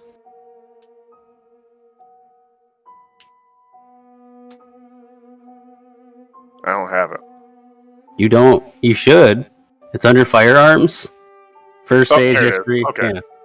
All right. And how do I do it with a bonus? Just I roll it do first. Yep, and then you click the bonus penalty thing. Okay. Nope. Yeah, so he's still just like nodding his head. He's like, I didn't do anything. Oh, I'm gonna give him the old puncheroo and scream, yes, you did. All right, make an unarmed attack. Kills him. Oh, where's my brawl? There it is. Well, you Okay. got him. Now just give me damage. Which Oh, would be... combat. What is damage for unarmed? Is I have it a damage bonus. It might actually already be coded onto the sheet. The only thing I have on the sheet is a Tanto. Okay. They have the same damage value, so I'll just roll that. Well, technically, unarmed is 1d3, but it doesn't really matter too much. Oh, my damage bonus is 1d. Oh, I do get a damage bonus. Okay, so So it'd be 1d3 plus 1d4. Yeah, just roll 1d3 plus 1d4. fast. Oh, wait, no, never mind. His total damage was 4 from 1d4 plus 1d4, so we'll just keep the 4. There you Okay. go. Okay, so yeah, you just sock him. After getting punched, he just kind of, again, this very frail, weak man, finally just yells out, Fine, I did it. I'm so sorry, I did it. You notice immediately the hair disappear from Mizuke's mouth as she's able to breathe again. All of the lights turn off. It seems like the small amount of light that was coming from outside is blocked out as you guys see just this small childlike figure with like this almost like translucent glowing blue skin standing in the middle of the room staring at him. I need everyone to make sanity checks again. Oh boy. Oh, I made it. Okay.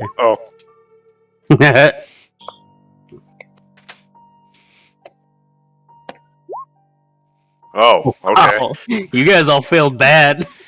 All right, so I guess we'll start with Keegan. Roll 1d6. 5. Okay, Uh-oh. you lose 5. We'll get back to you. Chris, roll 1d6.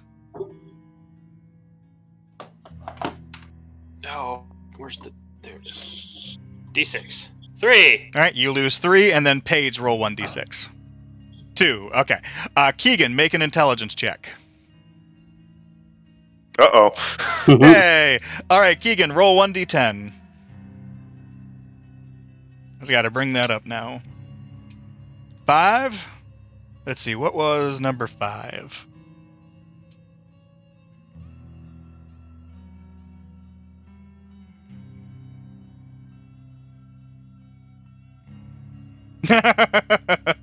Oh, boy.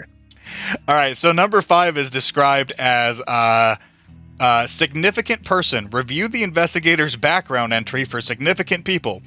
The investigator mistakes another person in the scene for their significant person. Consider the nature of the relationship. The investigator acts upon it.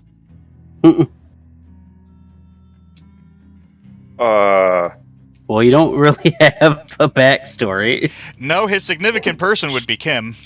Yeah, technically.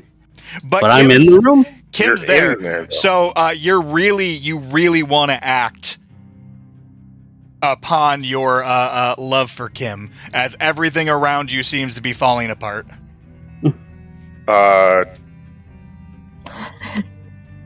Clap them Kim cheeks.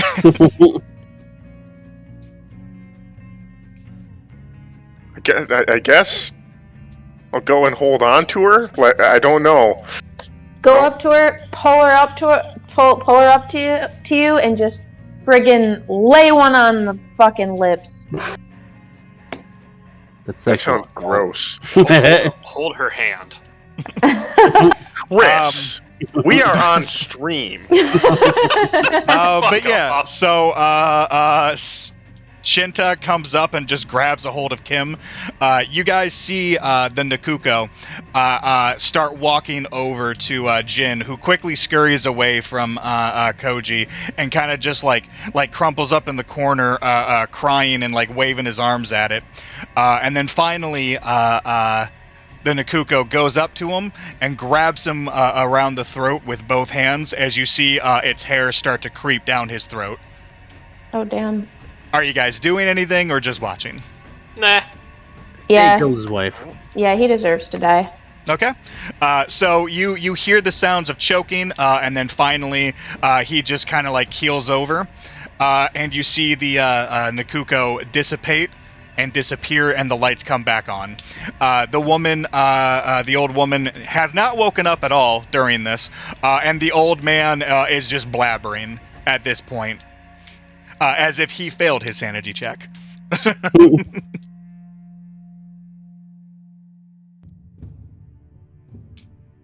Well, sir, I'm sorry we suspected you. Have a good day. And I said, Have a good one.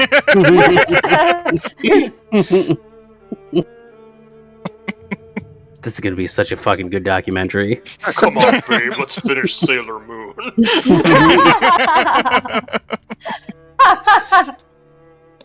So what are you guys doing now? We're gonna go finish Sailor Moon. Yeah, for real. It's been a I rough. suppose we should call the cops and say, hey, this fucking guy choked to death. It's crazy. Yeah. Another one of them spree chokes. All right, so you guys call the cops. Obviously, you guys are questioned for several hours, especially Koji and Mizue, considering that you guys were just at the scene of another choking yesterday. But obviously, like, even despite all of the interrogation and everything, there's really no evidence to be brought against anything. So, you know, obviously, they're not really able to hold on to you guys, and you guys are able to leave. So we're going to say that the four of you go back to the bakery cafe. Mm-hmm. Now that all of this is sort of done and over with, you guys are at the bakery. So you can say your final thoughts, especially since you've been taping all of this. Did I get the ghost? Do I have ghost proof? You don't. Fuck. Yeah, all the electronics shut off when the ghost showed up. But the TV was on. No, No, everything shut off. It shut off. Oh, When okay. the ghost showed up. Like when you walked in the room, the TV was on, but then the Yeah. ghost showed up and everything shut off. But that's where we got you, Jesse. That video camera was analog. It's true. That's a fact. Just like Gypsy Danger, all pulleys Yeah. and levers. Yep. That camera is just pulleys and levers and mirrors. It was just burning light onto a film. That's all it was doing. Yep. Which means I have ghost. I have ghost proof. I'm Oh, yeah. rich. Maybe now Kim will want me. No. Oh. Alright. I'll just take my money and go. But yeah, so you guys are at the cafe. Alright. Well, we obviously need to do a closing interview. Just just say how this whole day and a half has been for you guys. Yeah. Someone else go first. I gotta let my dog in. Okay. Uh-oh. Chris, What? Explain how the last day and a half has been. No comment. Okay. Right. Cameraman. I'll turn the camera at myself. It was pretty confusing. We saw a ghost. No proof of it because, of course, not. But otherwise, pretty cool weekend.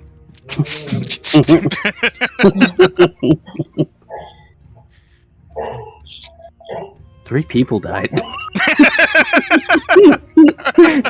Pretty good shots. It is immaculate camera work, though. I don't think I failed a single one. So I don't think you have. I don't want to leave my house ever again. Mm-mm. Why not? You beat the hair ghost. I did beat the hair ghost, but I lost. The Juan. Yeah, but it was just. I guess you did lose your 2 closest friends. I did. Not worth it. You're also aware that ghosts, that kill people exist now. So I mean that's probably knowledge that you didn't want. Yeah, and Yeah. it's as easy to get killed by the killer ghost as to just meet a guy who's cursed by the ghost. Exactly. Just completely arbitrarily meet a person that apparently is being haunted. That is actually how a lot of Japanese ghost stories go. Like, literally just crossing paths with someone whose curse is enough to get you killed. But you know what? I got to watch Sailor Moon with Koji-san Samadeshita. So I guess in the end... Nakuko. You We're also in got laid. Nakuko. I did, yeah. Oh man, you see that? It had a happy ending. I'll turn the camera towards Kim again. Oh my god. Keegan, go sit. You're already sitting down, but just fucking leave. And that concludes our special report. This is, what's my name? Kim Minami with Global News or whatever it's called. She looks at her badge. My journalist credentials. All right. So, you guys end up, parting ways. Obviously, for Paige's character, she is no longer plagued by the Nakuko, although obviously there's going to be the damage of losing her 2 best friends and knowing that this shit exists. But hey, at least you had at least a night with Koji, if not a future night, so at least something sort of went right. As true. for our 2 intrepid reporters, you put together this little documentary, and of course it's met with a lot of criticism, especially considering that there's not a lot of evidence to go along with it. But you do kind of end up with sort of almost like a cult following for it, as a lot of people do find the deaths suspicious. And even though, there's not really any real evidence, a lot of people do at least take you seriously as a reporter. Although I'm assuming you're probably leaving out the breaking and entering part. But, no one needs to know that. Clever editing. But yeah, and that is the session. I only lost 2 sanity. He should get an award for his exceptional camera work. He got you absolutely got like a promotion and stuff too. That was perfect videography. You even have a few people ask you to do other actual documentaries outside of news reporting stuff. Mm-hmm. Oh, man. Actual films. Do I get to meet? Wait, what year was this? 1998. Yeah. Do I get to meet Benedict Cumberbatch and hear him say penguins wrong? In 1998? No, like in the future. No. Oh, Fuck you. You die before then. Oh, that's a shame. But yeah, I probably run across someone that has a curse. But yeah, so like I said, that's the session. Again, we were playing Nakuko. It's called Nakuko, the Weeping Child by Stiggy and Fox. I will give a warning to anybody who gets this PDF. While it is good, there are a lot of spelling errors, and there's actually a missing page that they never fixed. Like just a whole ass page is gone. But it's still a pretty good scenario, although there are some parts that were left out. Like obviously there's nothing in there about like going to trying to find an autopsy or anything. I guess they didn't assume that the reporters would go that route, but like I don't know why not.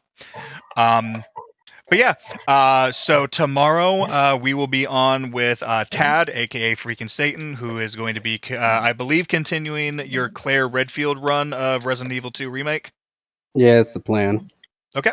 And then I will be back on next Thursday around the same time, continuing with my Soma playthrough. I do intend on doing some more one-shots in the future. They're not going to be back-to-back like we were doing before, because I want to mix in, like, you know, some, like, actual game streaming. But we'll probably do another one not, like, too long from now. I definitely want to get through Soma first before I do anything else. But if we do something else too, there's a good chance we might do some more Stygian Fox from some of their more well-known and later works. But yeah, so that is all we have for tonight. We're going to go ahead and end the stream and end the recording. So anybody who is watching live and anybody who might be watching on YouTube later, thanks for joining and hope to see you again. Bye. Bye. Bye. Bye.